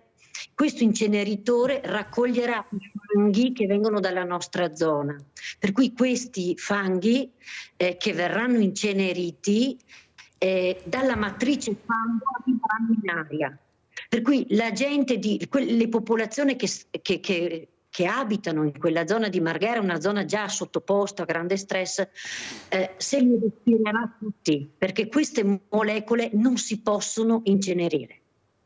Sentiamo il dottor Vignola come commenta le parole di Michela. Sono pietre queste parole che sta dicendo, ecco, su questi inceneritori, che non le distruggerà ma andranno nell'aria queste molecole e faranno male. Prego, dottor Vignola. Mi domando se esistano dei modi dalla materia incenerita di ricavare nuova materia, ad esempio per costruzione, ad esempio creare della sabbia inerte da utilizzare come materia edile, non so, magari trattando i fumi in modo tale da renderli meno tossici o non tossici, non so. Probabilmente la nostra ospite è più informata. Il problema dei PFAS è un problema gravissimo, e il rifiuto che ne deriva dall'incenerimento è un rifiuto che sicuramente poi andrà utilizzato, dovrebbe essere smaltito in discariche, di sicuro non può essere utilizzato nel cemento, anche se sappiamo che viene fatta questa cosa. Però col passare degli anni, essendo che non si biodegradano, rimangono per milioni di anni nell'ambiente. Certo, riguardo al trattamento dei fumi? Nel trattamento dei fumi queste molecole vanno direttamente in aria, perché il sistema di filtraggio non è in grado di trattenerle tutte completamente, per cui una parte viene immessa nell'aria e poi per ricaduta ovviamente a terra si deposita nel suolo. Questo è stato confermato da un punto di vista scientifico, non sono cose che dico io o per sentito dire. Nella zona di Mestre, ad esempio, è stata fatta la stessa cosa che è stata fatta a Spinetta Marengo, perché il problema in Piemonte è uguale, non a causa dell'inceneritore ma a causa delle emissioni dell'azienda Solvay. A Fusina hanno fatto analizzare le uova e come tutti sappiamo le uova sono un alimento ricco di proteine che capta maggiormente i PFAS. Hanno trovato concentrazioni elevatissime di queste molecole. Michela, ti fermo un secondo perché abbiamo Roberta dalla provincia di Venezia, se non mi cade la linea. Vai Roberta. Pronto? Pronto? Buongiorno, sono Roberto. Roberto dalla provincia di Venezia. Ah, scusa, mi avevo detto Roberta. Roberto, vai Roberto. Roberto, sì. Intanto intendo salutarla, l'ascolto con una certa frequenza. Io volevo fare un discorso. Prima era importante quello della salute, importantissimo. Un altro discorso che interesserà penso a tanta gente. In questi ultimi giorni si sente parlare molto di persone che con la politica non hanno niente da fare, ma se ne sono almeno 4, 5, 6 che andranno in Europa a rappresentarci. Se noi mandiamo l'imbecillino in Europa a rappresentarci, noi là saremo fra 70 e 80, a un certo punto verremo diciamo o fregati o presi per il dietro. Cioè sarebbe giusto che in Europa ci andasse chi ha una certa dialettica e chi conosce i problemi, non delle persone che in quel momento servono da salvare. Si sono fatti 5, 6, 7 nomi in questi giorni, i soliti noti più altri, no? Ecco, il mio discorso è questo qua. meno persone valide ci mandiamo e più verremo fregati. Grazie Roberto, molto chiaro, ti ringrazio di questa telefonata. Più che dialettica io vorrei molta preparazione e competenza, visto che sarà un ruolo importante e fondamentale quello che rivestiranno queste persone che saranno elette, perciò attenzione a quando metterete questa crocetta, attenzione ad andare a votare perché è molto importante, ma maggiore attenzione a chi votate. Questo, ecco, le informazioni le avete, non potete dire che non le avete, basta un po' di buon senso e vedrete che si può risolvere il problema. Come rispondi Michela? Poi sentiamo anche il dottor Giuseppe Vignola. Secondo me dobbiamo fare una distinzione. Abbiamo un grande impegno in merito a quello che votiamo, però non dobbiamo dimenticarci che come cittadini abbiamo un grande impegno, noi stessi dobbiamo muoverci. Non serve mettere i link su internet, bisogna partecipare alle manifestazioni. Il 1° giugno ci sarà questa manifestazione, questo grande inceneritore a Mestre, a Fusina, e la gente deve partecipare. Io parlo per le persone perché noi a Verona, Vicenza e Padova come mamme ci siamo mosse. Adesso anche là si devono muovere. Noi possiamo andare ad informare dei pericoli che sugli inceneritori, che sono gli stessi pericoli che abbiamo qui in Veneto, qui nel nostro territorio, nella zona rossa. Anche noi cittadini abbiamo il potere, ed è un potere così grande che non ce ne rendiamo neanche conto, ma la nostra voce con la nostra presenza fa la differenza e non dimentichiamocelo, è l'unica arma tangibile che abbiamo e dobbiamo usarla con tutte le nostre forze, ma non per noi o per avere un secondo fine anche da un punto di vista politico, perché a me non interessa entrare. Interessa il futuro dei nostri figli e questo futuro è gravemente messo in discussione. Potrebbe fra 20-30 anni non esserci più perché siamo già in ritardo. E allora che cosa facciamo? Continuiamo ad aprire impianti che inquinano, continuiamo a fare in modo che queste aziende inquinino. Non possiamo più fare queste cose, è responsabilità anche dei cittadini. Siamo noi le prime sentinelle, le prime persone che vigilano sul nostro territorio.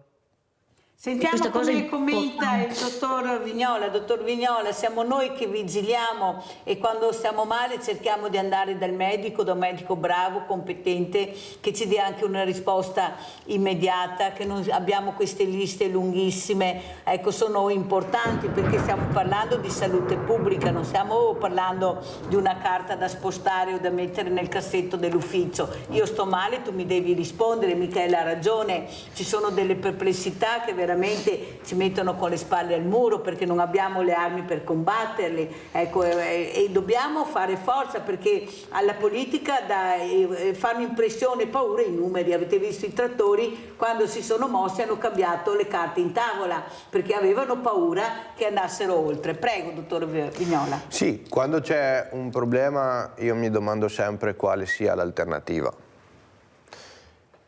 Ad esempio per l'inceneritore, per la problematica dell'inceneritore, io ad esempio non ho esattamente capito quale sia il problema, quale sia l'alternativa che viene proposta da Michela e sono curioso di saperla. Benissimo, l'alternativa, posso parlare? Sì, prego. Allora, l'alternativa è semplice ed è una, ed è la raccolta differenziata. Tutti i rifiuti, per il 99%, possiamo riutilizzarli e riciclarli e questo rifiuto diventa risorsa. Con l'incenerimento portiamo tutto ad un impianto che ma che per funzionare ha bisogno di energia, ha bisogno di acqua, ha bisogno di gas di combustione, a sua volta questo impianto crea inquinamento e crea nuovi rifiuti. Per cui gli inceneritori e questo non lo dico io, ma lo si dice a livello mondiale, non sono più sostenibili, perché non sono impianti compatibili ad emissione zero, soprattutto non riciclano niente, creano nuovi rifiuti. Domanda, da quello che so io la raccolta differenziata viene fatta dovunque, o ci sono ancora realtà dove non viene fatta la raccolta differenziata? Io a casa mia la faccio, i miei genitori a casa loro in un'altra provincia la fanno, tutti la facciamo la raccolta differenziata, allora c'è qualcosa che non va a buon fine tra io che differenzio e quello che succede dopo. Cos'è che succede? Quello che lei sta dicendo è dire quanta e profonda disinformazione c'è da parte dei cittadini, perché questi inceneritori, che normalmente sono organizzati e tenuti su da multinazionali, per loro il rifiuto è guadagno, e questi impianti non trattano i rifiuti di noi cittadini di Venezia, di Verona, eccetera. Questa gente va a prendere i rifiuti e si fa pervenire rifiuti da tutta Italia, per cui per loro è un guadagno e cercano di attirare più rifiuti possibili. Ci sono dei comuni virtuosi come anche in altre dove sono impegnati a riciclare tutto. I soldi del riciclo sono andati a finire alle comunali come una risorsa, ma per i cittadini questi impianti non è una risorsa, non hanno un tornaconto economico, vanno tutti alle multinazionali, vanno tutti a queste supernazionali, all'ENI e quant'altro, che per loro è un guadagno, è un lavoro. Quindi quello che sta... che cosa in cambio? La gente in cambio ha problemi sanitari e gravi. Allora sentiamo Michela come commenta il dottor Vignola. Quindi quello che sta dicendo Michela, se ho capito bene, è che in provincia di Venezia verranno inceneriti rifiuti da altre parti d'Italia che non fanno la raccolta differenziata, nonostante qua venga fatta la raccolta differenziata. Certo, abbiamo trovato anche i capannoni pieni di rifiuti qui da noi, dottor Vignola. Direi di rifiuti che veramente... questa è una criticità. È una criticità, però è quello che se non vengono scoperti dove vanno a finire questi rifiuti. Ecco, abbiamo trovato capannoni qui a 2 passi da noi, pieni di rifiuti. Allora capisce bene che le parole di Michela non sono parole al vento, ma sono stavo infatti cercando di capire il problema di cui stava parlando. I rifiuti del sud arrivano al nord non è una notizia di ieri o di oggi, ma è una notizia risaputa. Tanto è vero che le ecomafie sono qui da noi, ecco, basta sentire cosa è successo in questi ultimi anni. Perciò io penso che noi dobbiamo avere le antenne, lei ha detto che la salute è un bene preziosissimo e capisce bene che questo bene noi vogliamo mantenercelo, ecco, a dispetto di quelli che vogliono invece far passare tutto per una cosa normale. Io ho un'amica, Michela, oncologa, che lei è d'accordissimo con te, lei non vuole assolutamente sentire parlare di inceneritori, ma assolutamente no, perché lei sostiene, come sostiene Michela, che sempre per quanto di ultima generazione sia, nell'aria ci va sempre qualcosa che fa molto male. Ecco, è una delle migliori oncologhe che abbiamo qui nel nostro Veneto, dottor Vignola, e io ho molta fiducia di quello che dice, perché è una persona che tiene molto alla salute della popolazione. Leggevo l'altro giorno che sono state trovate delle microplastiche all'interno di una placenta di una donna gravida, quindi sì, evidentemente questo problema dell'inquinamento ambientale da plastiche, da microplastiche, da sostanze sintetiche, da inquinanti, disruttori ormonali, alla fine stiamo parlando grossolanamente dello stesso problema. È un problema di iperindustrializzazione, è un problema di distanziamento dalla natura. Anche la volta scorsa parlavamo del problema dei cibi processati, no? Esatto. Quanto più un cibo si differenzia dalla propria forma nativa, quindi quanto più un cibo viene lavorato prima di essere consumato, è un cibo processato. I cibi processati, specialmente i cibi ultra processati, cioè i cibi che con la sostanza nativa non hanno niente a che vedere, sono cibi che hanno un maggior carico di patologia per il consumatore, specialmente se viene fatto nel lungo termine. Infatti ieri avevo una nutrizionista che era molto preoccupata per questo cibo in scatola, per questo cibo in plastica, tanto è vero che in regione è passata ancora l'insalata nella plastica, nella busta di plastica, hanno concesso ancora, nonostante questa insalata non sia delle migliori, eppure la mettiamo anche dentro nella busta di plastica. E con tutto che l'insalata, bene o male, quella che è nell'orto viene tagliata, viene lavata e viene messa nella busta, quindi di per sé l'insalata non sarebbe nemmeno un cibo processato, è che poi metterlo nella plastica aggiunge tutta quanta una serie di problemi. No? Però noi prendiamo la busta in plastica di salata perché abbiamo fretta, tempo, anche se una cassetta costa 5 euro non la prendiamo, ma prendiamo la bustina che costa 5 euro perché il tempo è tiranno. Michele, anche la nostra culturalmente cambiare abitudini, cosa dici? Sì, chiaramente noi, se il consumatore cambia mentalità, poi il produttore si deve adeguare, no? Per cui la grande differenza la facciamo noi come consumatori. Questo sicuramente sì, però non dobbiamo dimenticarci che le lobby, le multinazionali anche per quanto riguarda la produzione dei PFAS, spingono affinché chiaramente fanno un'informazione ad hoc, fatta bene, per convincere comunque le persone che non puoi vivere senza una pentola antiaderente, che non puoi vivere senza un taccone impermeabile che magari lo usi per andare a fare la spesa e non vai sull'Everest, no? È chiaro che per alcune cose possono essere, ad esempio, di tipo medicale. Ecco che ci sono delle eccezioni in cui alcuni prodotti sono ancora in uso e devono essere probabilmente usati ed è difficile abbandonarli per i prossimi anni. Però se solo cominciamo ad eliminare per i materiali superflui, come diceva prima il medico, i cosmetici, i detersivi per la pulizia del corpo, della casa, le pentole antiaderenti, i giacconi, il filo interdentale, il packaging, cioè il rivestimento che viene utilizzato per la conservazione dei cibi, le scatole della pizza e quant'altro. Per tutti questi utilizzi possiamo farne senza.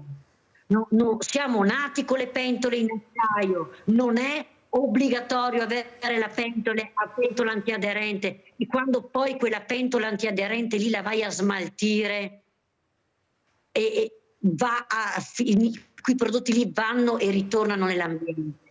Perché il problema non è solo l'utilizzo, che ti inquini quando li utilizzi, perché te li mangi, perché li assorbe la tua pelle.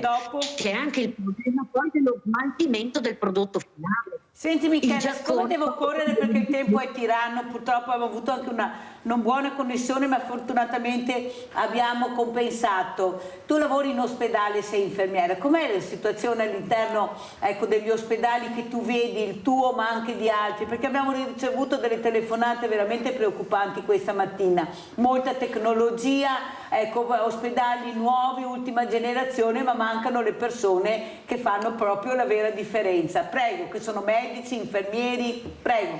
OS. Questo è sempre il problema più grave, perché appunto ci sono pochissimi infermieri, ci sono pochi medici e poche OS.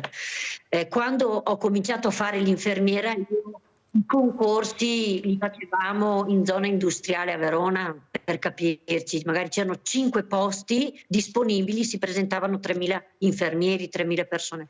Adesso è esattamente il contrario, ci sono dei bandi di concorso dove non si presenta nessuno. Questa domanda bisogna farsela, i turni di lavoro sono molto pesanti e gli stipendi sono chiaramente quelli che sono, per cui io vedo anche nei miei colleghi giovani una vita di sacrifici che non tutti sono disposti a fare, per cui deve cambiare qualcosa, devono cambiare le leggi. E poi i nostri ragazzi, i nostri giovani, l'inglese, appena laureati, la laurea viene presa qui da noi in Italia, è una laurea molto apprezzata perché ricca di competenze e di professionalità, questi ragazzi se ne vanno all'estero. e io non posso biasimarli in qualche modo, perché lo stipendio all'estero è più del doppio. In Germania sono sui 3.500 euro al mese e gli danno anche vitto e alloggio. Qui arrivi a 1.800 euro al mese, a volte arrivi a 2.000 euro al mese, ma facendo notti e turni incredibili.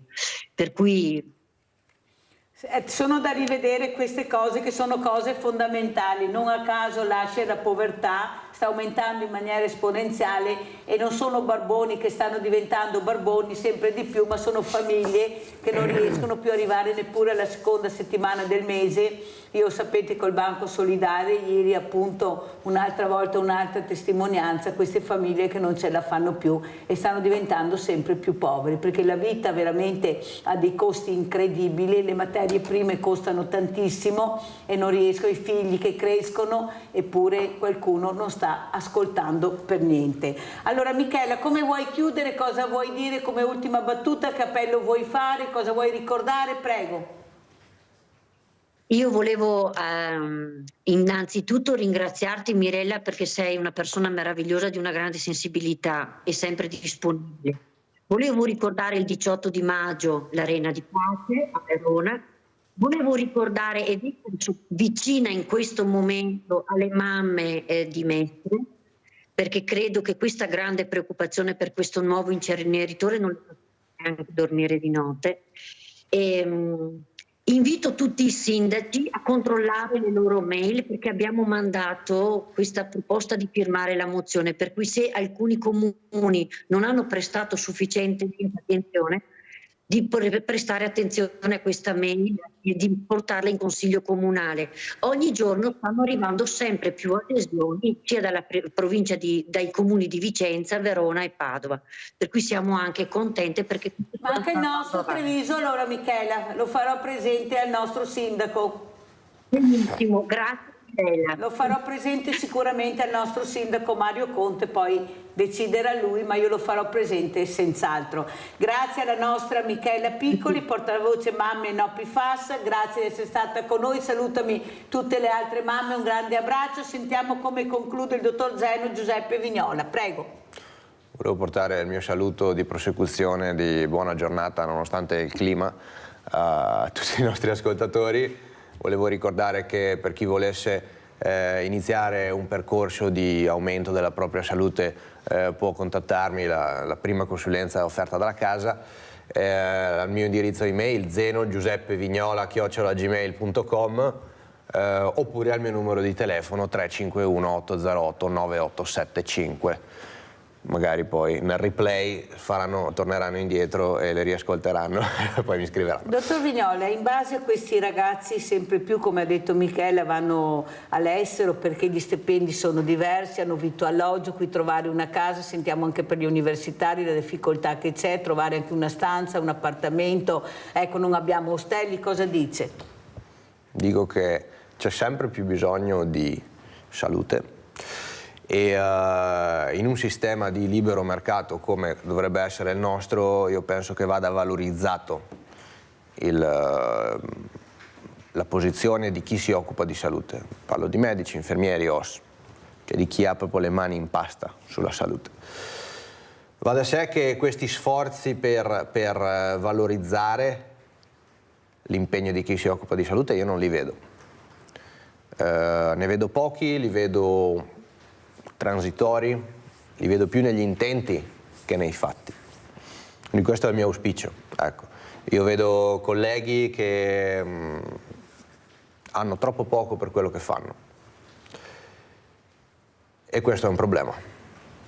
Allora ringraziamo per queste parole il dottor Zeno Giuseppe Vignola, medico, grazie, ancora grazie a Michele e a tutte le mamme No FAS che sono veramente delle guerriere, ma delle guerriere autentiche. Ci sono anche dei papà, degli uomini, io abbraccio tutti perché stanno facendo un lavoro per tutti noi, per tutta la comunità e non solo. Grazie, pubblicità.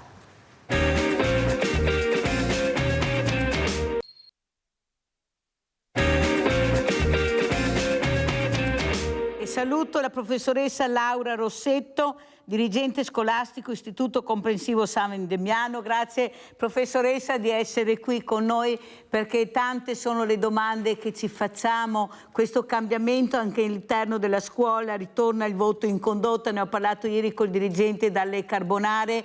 È un discorso molto importante, che soprattutto anche a casa devono capire che devono fare rete con voi, devono supportarvi, non devono essere loro quelli che giudicano, ma siete voi che dovete giudicare i loro figli, e loro devono aver fiducia di questi istituti, di questi professori che ce la stanno veramente mettendo tutta. Ecco, questa nuova riforma che è passata in Senato e adesso è alla Camera. Cosa ci dice professoressa Rossetto? Buongiorno intanto, vi ringrazio appunto di avermi chiamato. Allora, la scuola sta svolgendo un ruolo molto importante di presidio dell'educazione dei nostri bambini, dei nostri ragazzi, dei nostri giovani, e la condotta, al di là che sia un voto o sia un giudizio, significa avere un'attenzione per il comportamento che deve essere improntato a un'idea di rispetto delle persone che costituiscono la comunità scolastica. E da sempre anche la nostra scuola ha messo al primo punto proprio l'educazione al rispetto, che significa rispetto dei docenti, rispetto delle figure di riferimento e rispetto anche dei compagni e di tutti coloro che lavorano nella scuola, perché poi quello che deve formare la scuola sono persone che diventeranno domani cittadini autonomi e responsabili nella comunità più grande, che sarà quella del loro comune, della loro provincia, dell'Italia, dell'Europa, del mondo. Professoressa Rossetto, importante... facciamo la sì. parentesi, professoressa, ma voi ce la mettete tutta e il ragazzo... Sì. Io sono convinta che abbiamo tantissimi bravi ragazzi, io li difendo sempre comunque, perché forse sono molto con loro, ne vedo molti e di sicuro gli esempi negativi non mi turbano per niente, anzi dico che forse dobbiamo attenzionarli di più, ma non dare quella visibilità che stiamo dando, e non la diamo a quelli bravi, che ne hanno veramente tanta e bisogna attenzionare loro perché sono veramente bravi. Per fare anche da dare gli esempi agli altri. Però la mia domanda è anche questa: ma se poi io a casa ho due genitori che non mi guardano, non mi ascoltano, pensi, professoressa Rossetto, che lo tengo sempre come esempio, quel ragazzo che mi ha detto: sai Mirella, sono confuso, non capisco più chi è il mio papà, la mia mamma, i miei fratelli, ne ho talmente tanti che sono in stato confusionale.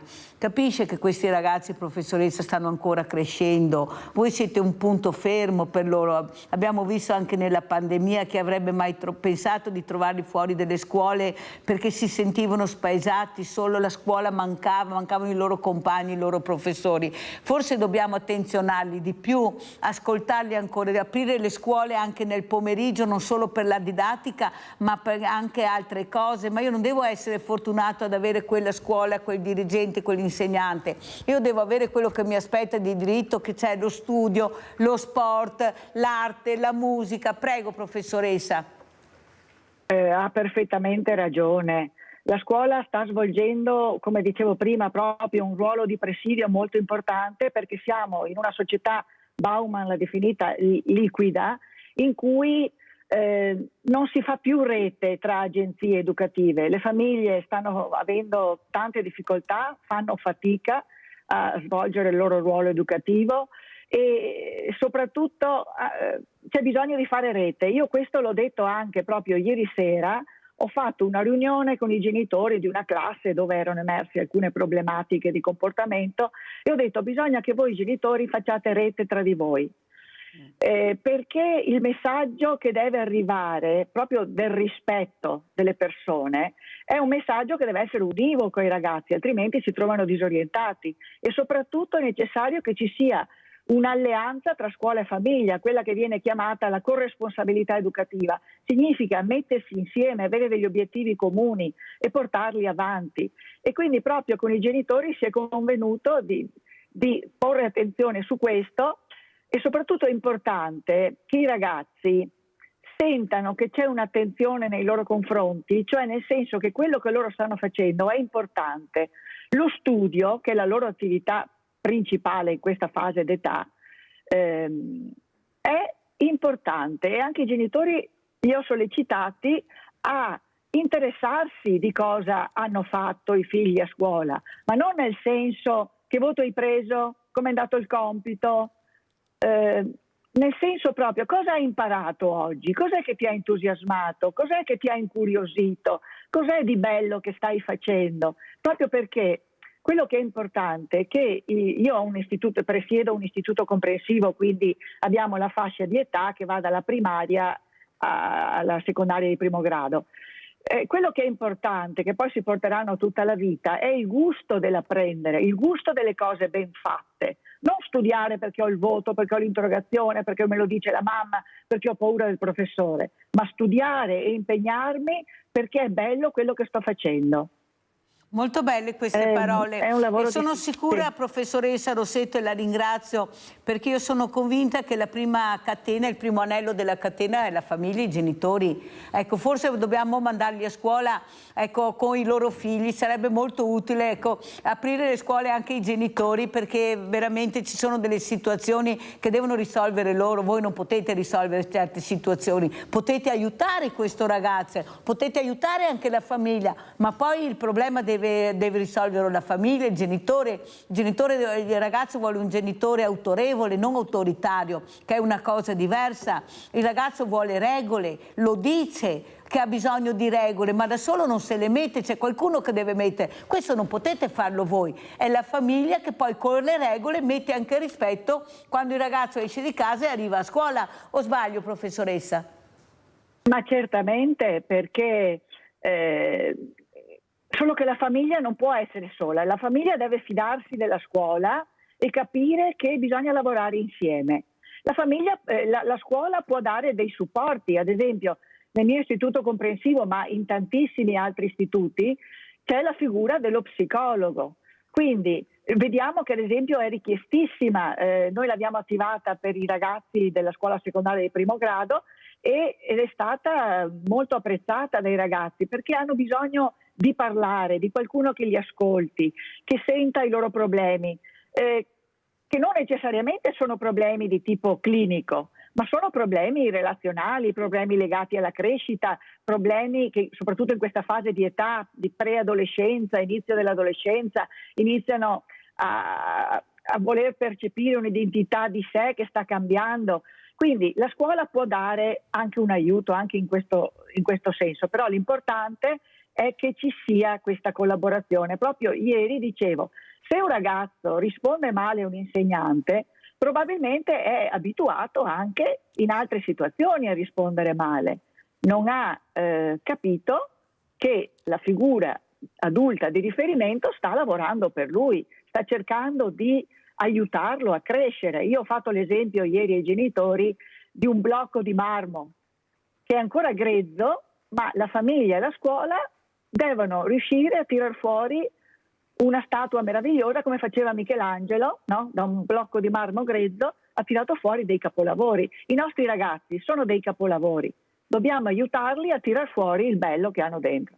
Allora saluto Vito Bonaldo, diversamente agile come chiamo io, pensionato, atleta paralimpico della società La Barena di Jesolo, Federazione Italiana Calcio Balilla. Grazie Bonaldo di essere qui. Allora questo sport che riesce, come ha detto, questo marmo che poi si modella, anche lo sport fa questo con il ragazzo, lo sport veramente che aiuta a mettere regole, discipline, indipendentemente se è un ragazzo diversamente agile, una persona diversamente agile, ma le regole e la disciplina lo sport aiuta. Prego Bonaldo, cosa ci racconta? Cosa vuole che racconti? Che intanto mi chiamo Bonaldo Vito, per gli amici Loris, ho 63 anni in agosto, perciò ne ho ancora 62 e praticamente ieri è stato il mio 10° anniversario di nuova vita. Wow! Perché 10 anni fa, proprio ieri, andando a giocare calcio balilla con i normodotati, ho avuto un incidente e sono rimasto in carrozzina dopo un anno di ospedale praticamente. Un anno? E poi ho rimesso, per fortuna, mi sono rimesso a giocare a calcio balilla in carrozzina con le persone disabili. o diversamente abili, non lo so. Agili? Agili, ok.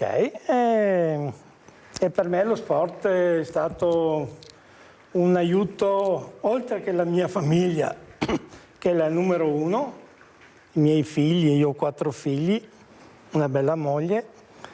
E ieri, ad esempio, ieri sera abbiamo festeggiato questi 10 anni di nuova vita, una vita diversa di prima, però allo stesso tempo sono felice di essere in carrozzina e poterla vivere e avere anche delle soddisfazioni, specie nello sport, ma non solo comunque.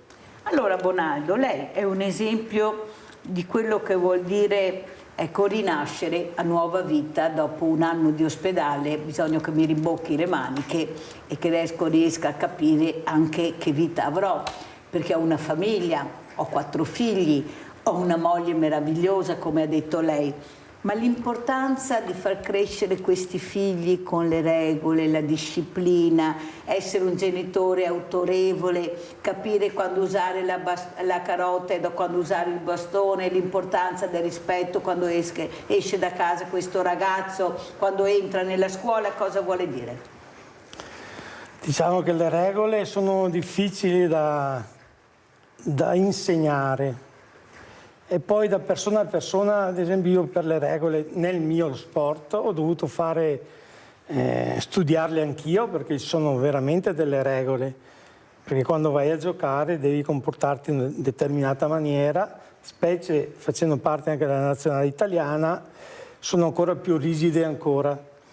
Trasmetterle ai figli non è facile, per me tuttora è difficile. E cerco di essere un esempio che magari cercano di capire cosa io posso dare, delle cose positive, e quelle negative cerco di evitarle, però non è facile. Quanti anni hanno i suoi ragazzi?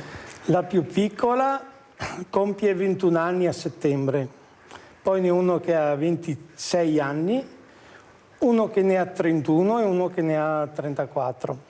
Qual è stato il ragazzo che secondo lei è stato più difficile proprio come età, visto che li ha avuti a distanza? Il primo.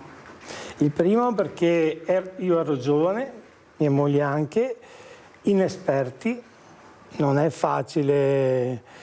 Ad esempio col secondo è stato molto più facile, avendo già un'esperienza del primo.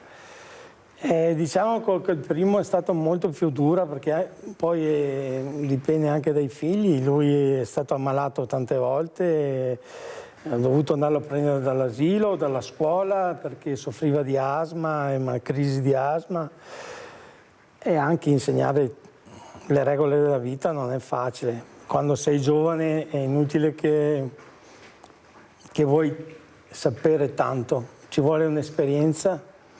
Bisogna sbagliare per imparare, bisogna sbagliare per imparare. Beh, sicuramente chi è che nasce già imparato, campione e sa tutto nella vita, no? Professoressa, come commenta le parole di questo campione di Vito Bonaldo, che nonostante quello che è successo, ecco, in un attimo ti cambia la vita, non sei più quello di prima, non fai più quello di prima, eppure nonostante un anno di ospedale si rimbocca le maniche, si scopre una nuova vita grazie anche allo sport, grazie anche alla famiglia che supporta, perché lui l'ha ricordato, nonostante i sacrifici e anche i dolori. Prego, professoressa. È un grande esempio di forza, di coraggio, che va diffuso, perché la vita porta anche a delle sofferenze, ma bisogna trovare la forza per andare avanti, perché non bisogna pensare che c'è solo un modo di vivere la vita, no? Ci sono tanti modi, siamo tutti diversi, e siamo tutti diversamente abili o agili, come dice, in qualcosa. Quindi anche a scuola noi abbiamo tanti ragazzini con disabilità, ma secondo me sono una ricchezza anche per gli altri compagni, perché ciascuno ha la sua originalità, i suoi punti di forza, i suoi punti di debolezza, e bisogna aiutarsi e vivere questa diversità come appunto una ricchezza. Senta professoressa, ma perché il bullo si accanisce sulle fragilità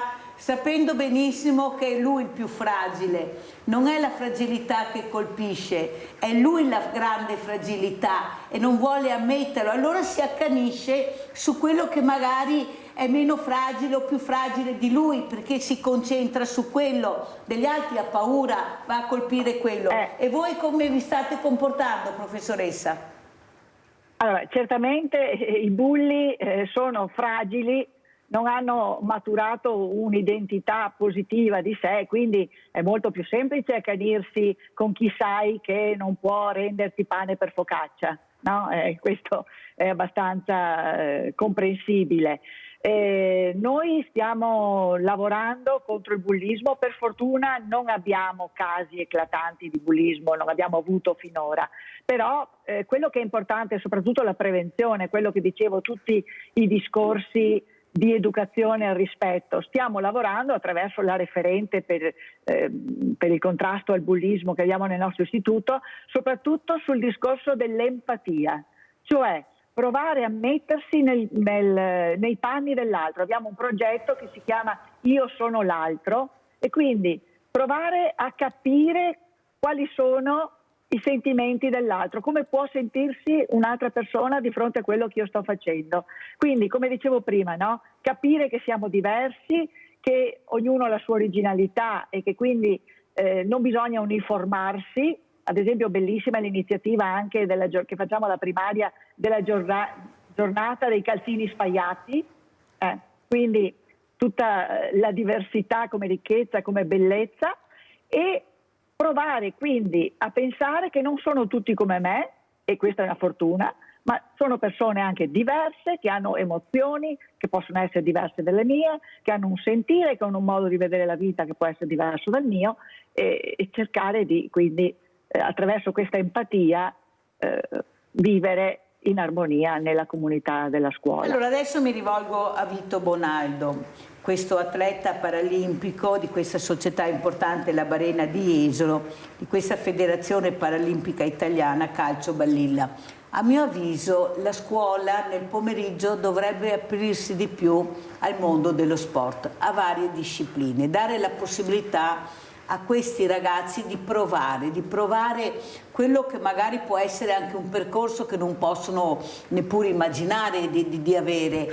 Ecco, può essere lo sport, può essere l'arte, la scultura, la pittura, la musica, perché noi abbiamo tutto a pagamento, ecco, tutto costa, adesso anche il calcio costa, ecco, forse anche la scuola, molte lo fanno, anche col teatro, però come ripeto Bonaldo, io non dovevo essere fortunato ad abitare in quella città, ad avere quella scuola, o quell'insegnante o quel dirigente, io devo avere quello che mi aspetta di diritto, e lo sport per me è una cosa che mi aspetta di diritto. Prego Bonaldo.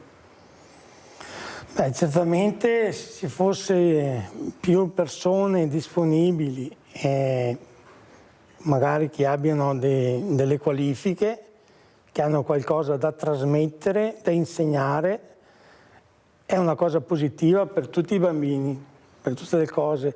Io un'altra cosa che mi ha aiutato tantissimo nella mia vita e che ho frequentato, per fortuna, dopo essere uscito dall'ospedale, un centro disabili per motori che mi ha rimesso di nuovo nel mondo reale, perché quando esci da un anno di ospedale, 41 giorni di coma, esci fuori che sei quasi un bambino, anche se sei vecchio, ipotesi, e devi imparare tutto di nuovo, devi rifare la patente se hai voglia e gli stimoli per riuscire a fare, come ho fatto io.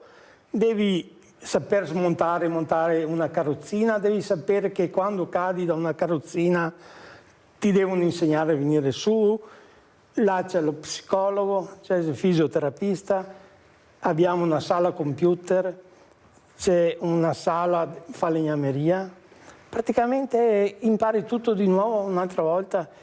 E questo grazie a delle persone esperte che ti aiutano e ti rimettono ancora in carreggiata con la possibilità di vivere.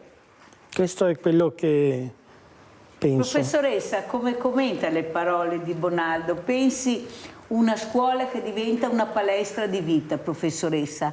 Da piccolo inizio a capire cos'è la disabilità, la fragilità. Capisco come posso rialzarmi se un domani mi potesse capitare qualcosa, perché non c'è mai una sicurezza nel nostro futuro. Ecco, forse una scuola diversa, forse avremo anche meno bulli in giro, avremo meno fragilità, avremo le persone che si aiutano tra persone. Ha sentito cosa ha detto Bonaldo? Ma è così difficile fare questo. Io vado in certi istituti, professoressa, e vedo laboratori chiusi che sono diventati magazzini. Ma è mai possibile questo? Con la richiesta di aiuto, io mi ricordo sono stata invitata in 2 istituti, una ragazza ha detto ai suoi insegnanti: dovete ascoltarci di più, ognuno di noi ha qualcosa da dirvi e da dare. Ecco, vogliamo una scuola diversa, vogliamo più scuola e meno didattica. Ecco, lei come professoressa, come legge queste parole? Sono stata l'unica ad applaudirla e ad abbracciarla comunque, professoressa, questa ragazza, e lei mi ha anche ha molto gradito questo mio abbraccio. Prego, professoressa. Allora, la difficoltà da dove nasce? Dal fatto che viviamo in una società molto individualistica, dove c'è il mito del successo, dove bisogna essere tutti molto performanti e dove c'è la cultura dello scarto dei piccoli e degli anziani perché non sono più produttivi, e quindi è difficile per chi ha anche una disabilità essere accolto in questo tipo di società, e soprattutto è difficile per chi poi la vive, perché i casi della vita possono sempre porti di fronte anche a questo, no? E rialzarsi e trovare uno spazio. Quindi quello che noi dobbiamo combattere è questo tipo di cultura. Siamo tutti importanti e la vita va sempre vissuta, bisogna sempre avere fiducia, rialzarsi, perché non siamo soli. Se c'è l'individualismo non riusciamo a costruire nulla. La nostra società non può andare avanti. Ma questi ragazzi vogliono questo, professoressa? Si ricorda quel ragazzo che andava per strada, che è andato per strada, ha visto quella persona in difficoltà e ha fatto il massaggio cardiaco? Eppure lui ha detto semplicemente: l'ho visto fare, ho provato a farlo anch'io perché l'avevo visto fare. Capisce che abbiamo delle persone veramente che possono dare molto e aiutare molto? Sì, la scuola non può limitarsi alla didattica, perché tra l'altro oggi ci sono degli strumenti come internet, come le nuove tecnologie che i ragazzi padroneggiano ormai molto bene, che le notizie, le informazioni le possono dare già, ma quello che non possono dare questi strumenti è l'educazione, il senso della conoscenza, e il senso della conoscenza va inserito in un contesto di società accogliente, inclusiva. Allora, professoressa, noi il 22 maggio, mercoledì 22 maggio della prossima settimana, all'Ippodromo Sant'Artemio di Treviso faremo sport e benessere. Mi farebbe molto piacere, le arriverà la locandina, che ci fosse una rappresentanza della sua scuola. Bastano 2 o 3 ragazzi per metterli a confronto anche con campioni. Invito anche Bonaldo, visto che è organizzata anche dal CONI, e mi fa molto piacere che ci sia questo, per far capire l'importanza di ascoltare questi campioni che avremo da Vazzolera, Cassina e da tanti altri con i giovani. Ecco, questo giovane che non deve essere protagonista nel vero senso della parola, ma deve partecipare, perché anche solo partecipare a un evento sportivo può farti cambiare modo di pensare. Cosa dice Bonaldo? Sicuramente lo sport... ci sono di vari livelli e anche vari tipi di sport, ci sarà sempre qualcosa che a uno gli piace, e se gli piace qualcosa con il tempo, l'impegno e tutto quanto, sicuramente avrà anche dei risultati. Non è che sia scontato che arrivino, però bisogna provarci. Senta Bonaldo, dopo un anno di ospedale, diventare atleta paralimpico, ecco, partecipare, come ho detto, non è questione di vincere la medaglia, è partecipare, essere assieme a questo mondo meraviglioso. Cosa ha provato? Beh, io sinceramente è stata una boccata di ossigeno, perché praticamente io ho conosciuto il presidente del CIP Veneto, che si chiama Ruggero Vilnai. Che lo salutiamo, che è un amico. Ecco, e come l'ho conosciuto ho fatto 2 o 3 giocate insieme di calcio balilla là vicino all'ospedale e siamo andati a fare il primo campionato italiano a Milano, per dire. E io non avevo neanche il compagno, io sono andato lì a occhi chiusi e ho giocato con un ragazzo da Salerno, per fortuna, che è il nostro presidente della federazione, che è Bonanno Francesco, pluricampione mondiale, mi ha trovato ed è stato bellissimo, ma è stato bello tutto, è stato bello il viaggio, e poter parlare insieme, confrontarsi, le difficoltà che abbiamo, le motivazioni, e vivere questa esperienza è sempre una cosa positiva, io non vedo ora. È stato accompagnato da qualcuno della sua famiglia? No. No, non è, la mia famiglia mi ha accompagnato per 1 anno intero, per fortuna che sono venuti a trovarmi in ospedale, perché senza la mia famiglia io non sarei vivo. Immagino. Però lì sono andato con i miei amici, con questi nuovi amici. Ipotesi, fra poco andremo a Roma con quelli della nazionale italiana. Tra l'altro io non sono neanche convocato in questo giro, però vado lo stesso. Partecipo, ho chiesto al nostro presidente se posso andare a mie spese. Non è che io voglio essere... L'importanza di uscire, di incontrare altre persone. E di stare insieme a questo giro che a me piace. Si pensi che l'anno scorso a febbraio con la nazionale siamo andati in Argentina, a Mendoza. Abbiamo fatto un viaggio di 18 ore di aereo e siamo rimasti lì quasi una settimana. Abbiamo fatto delle rappresentanze, dei torneiti piccoli su delle scuole, per dirle, università. Abbiamo fatto 2 università. Abbiamo trovato i nazionali dell'Argentina, abbiamo fatto un torneito insieme, ma abbiamo fatto, io personalmente ho fatto l'esperienza più bella della mia vita, perché siamo rimasti in una casetta tutti insieme, che ce l'hanno imprestata loro, messa a disposizione, tipo scout.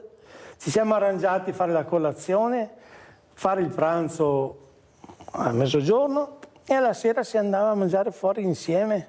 Bellissimo. È stata una cosa bellissima, dormivamo insieme su varie camere.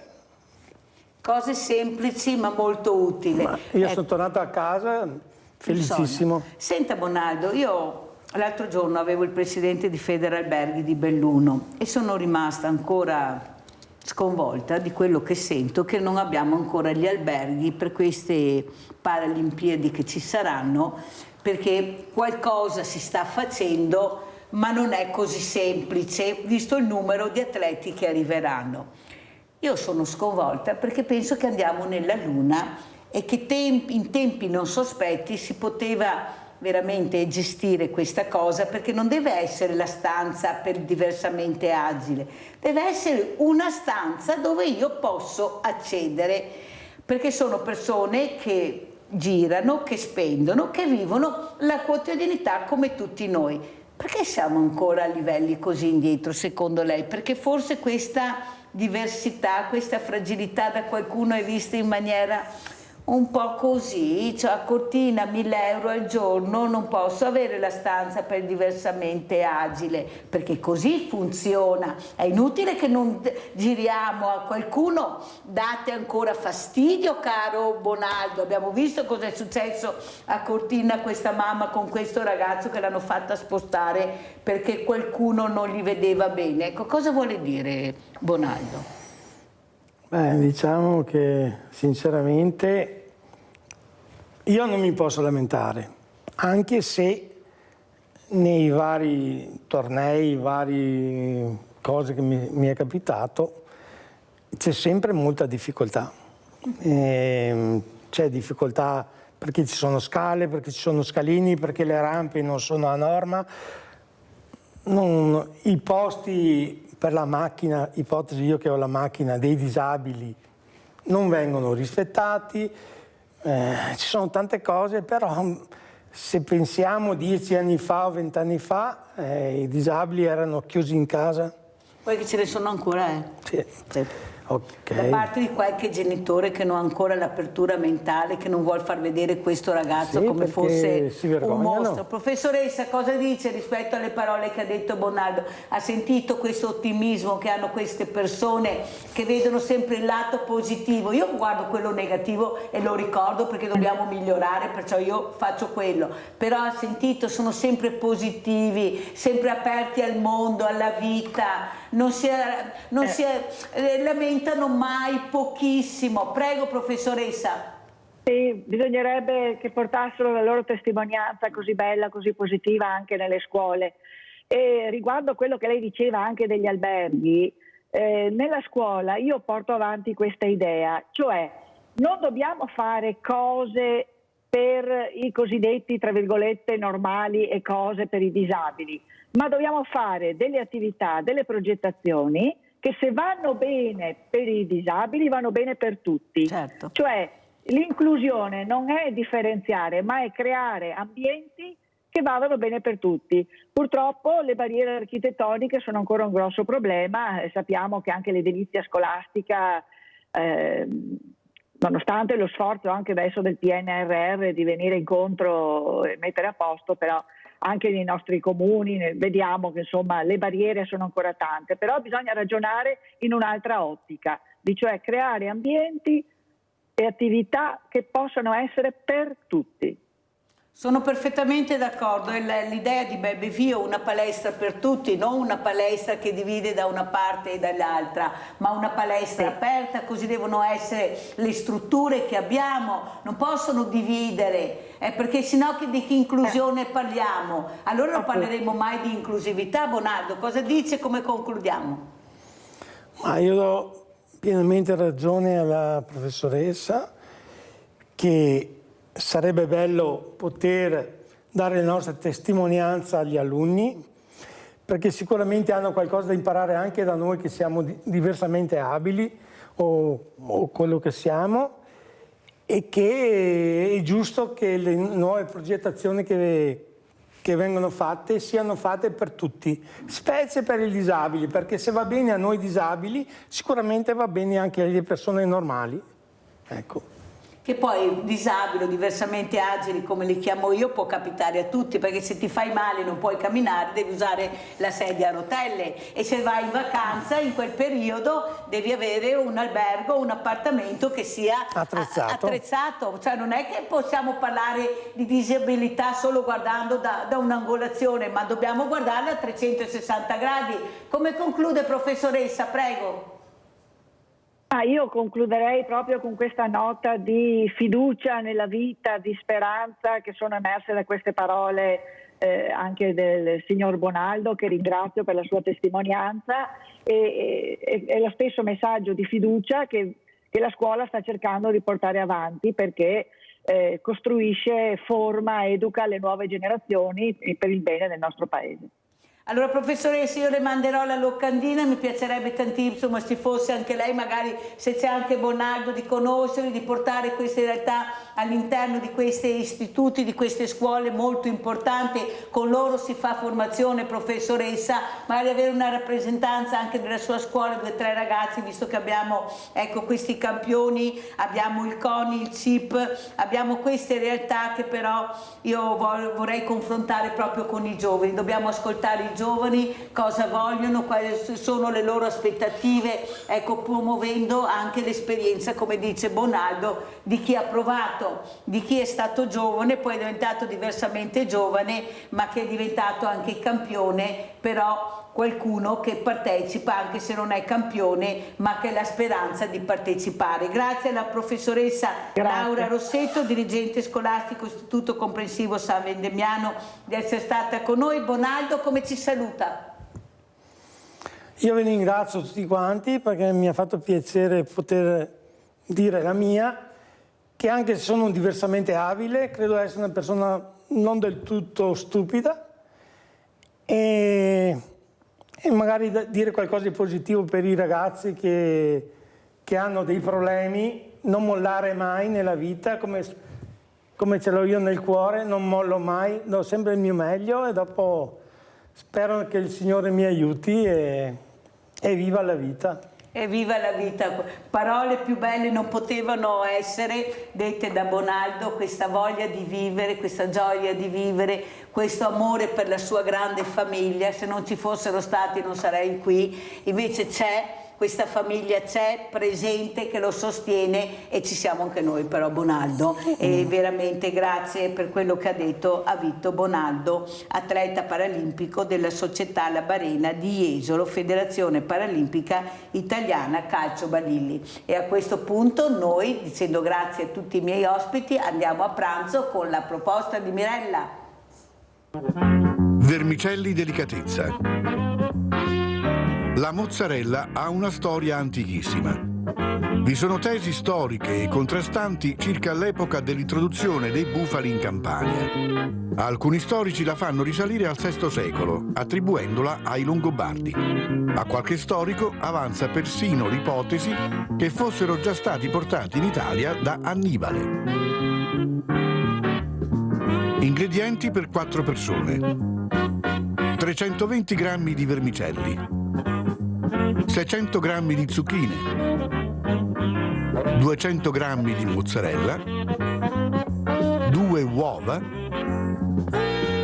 4 cucchiai di olio di oliva, 4 cucchiai di grana grattugiato, sale, pepe.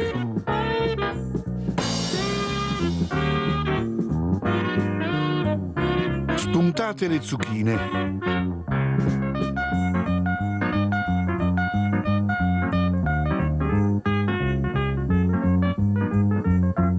Tagliatele a rondelle sottili.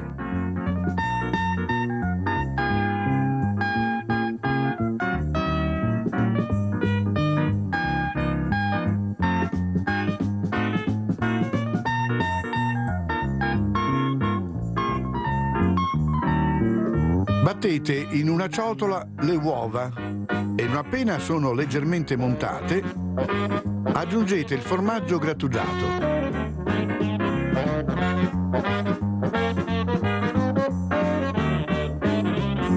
La mozzarella tagliata a dadini,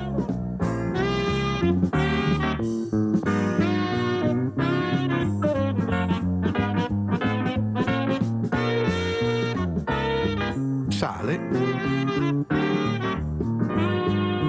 pepe.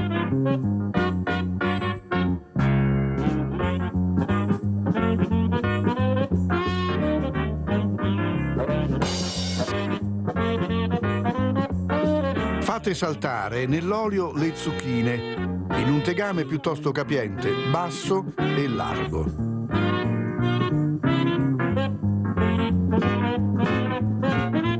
Nel frattempo fate cuocere la pasta in abbondante acqua salata, portata a ebollizione. Scolatela molto al dente, versatela nella padella del sugo e fatela saltare a fuoco vivo per qualche minuto. Battete ancora per un minuto le uova prima preparate e versate il composto sui vermicelli.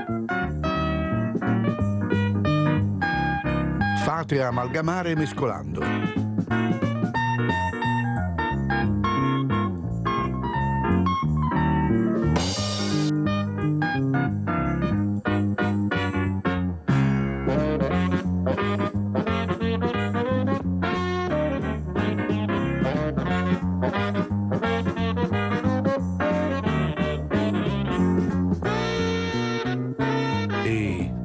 Buon appetito!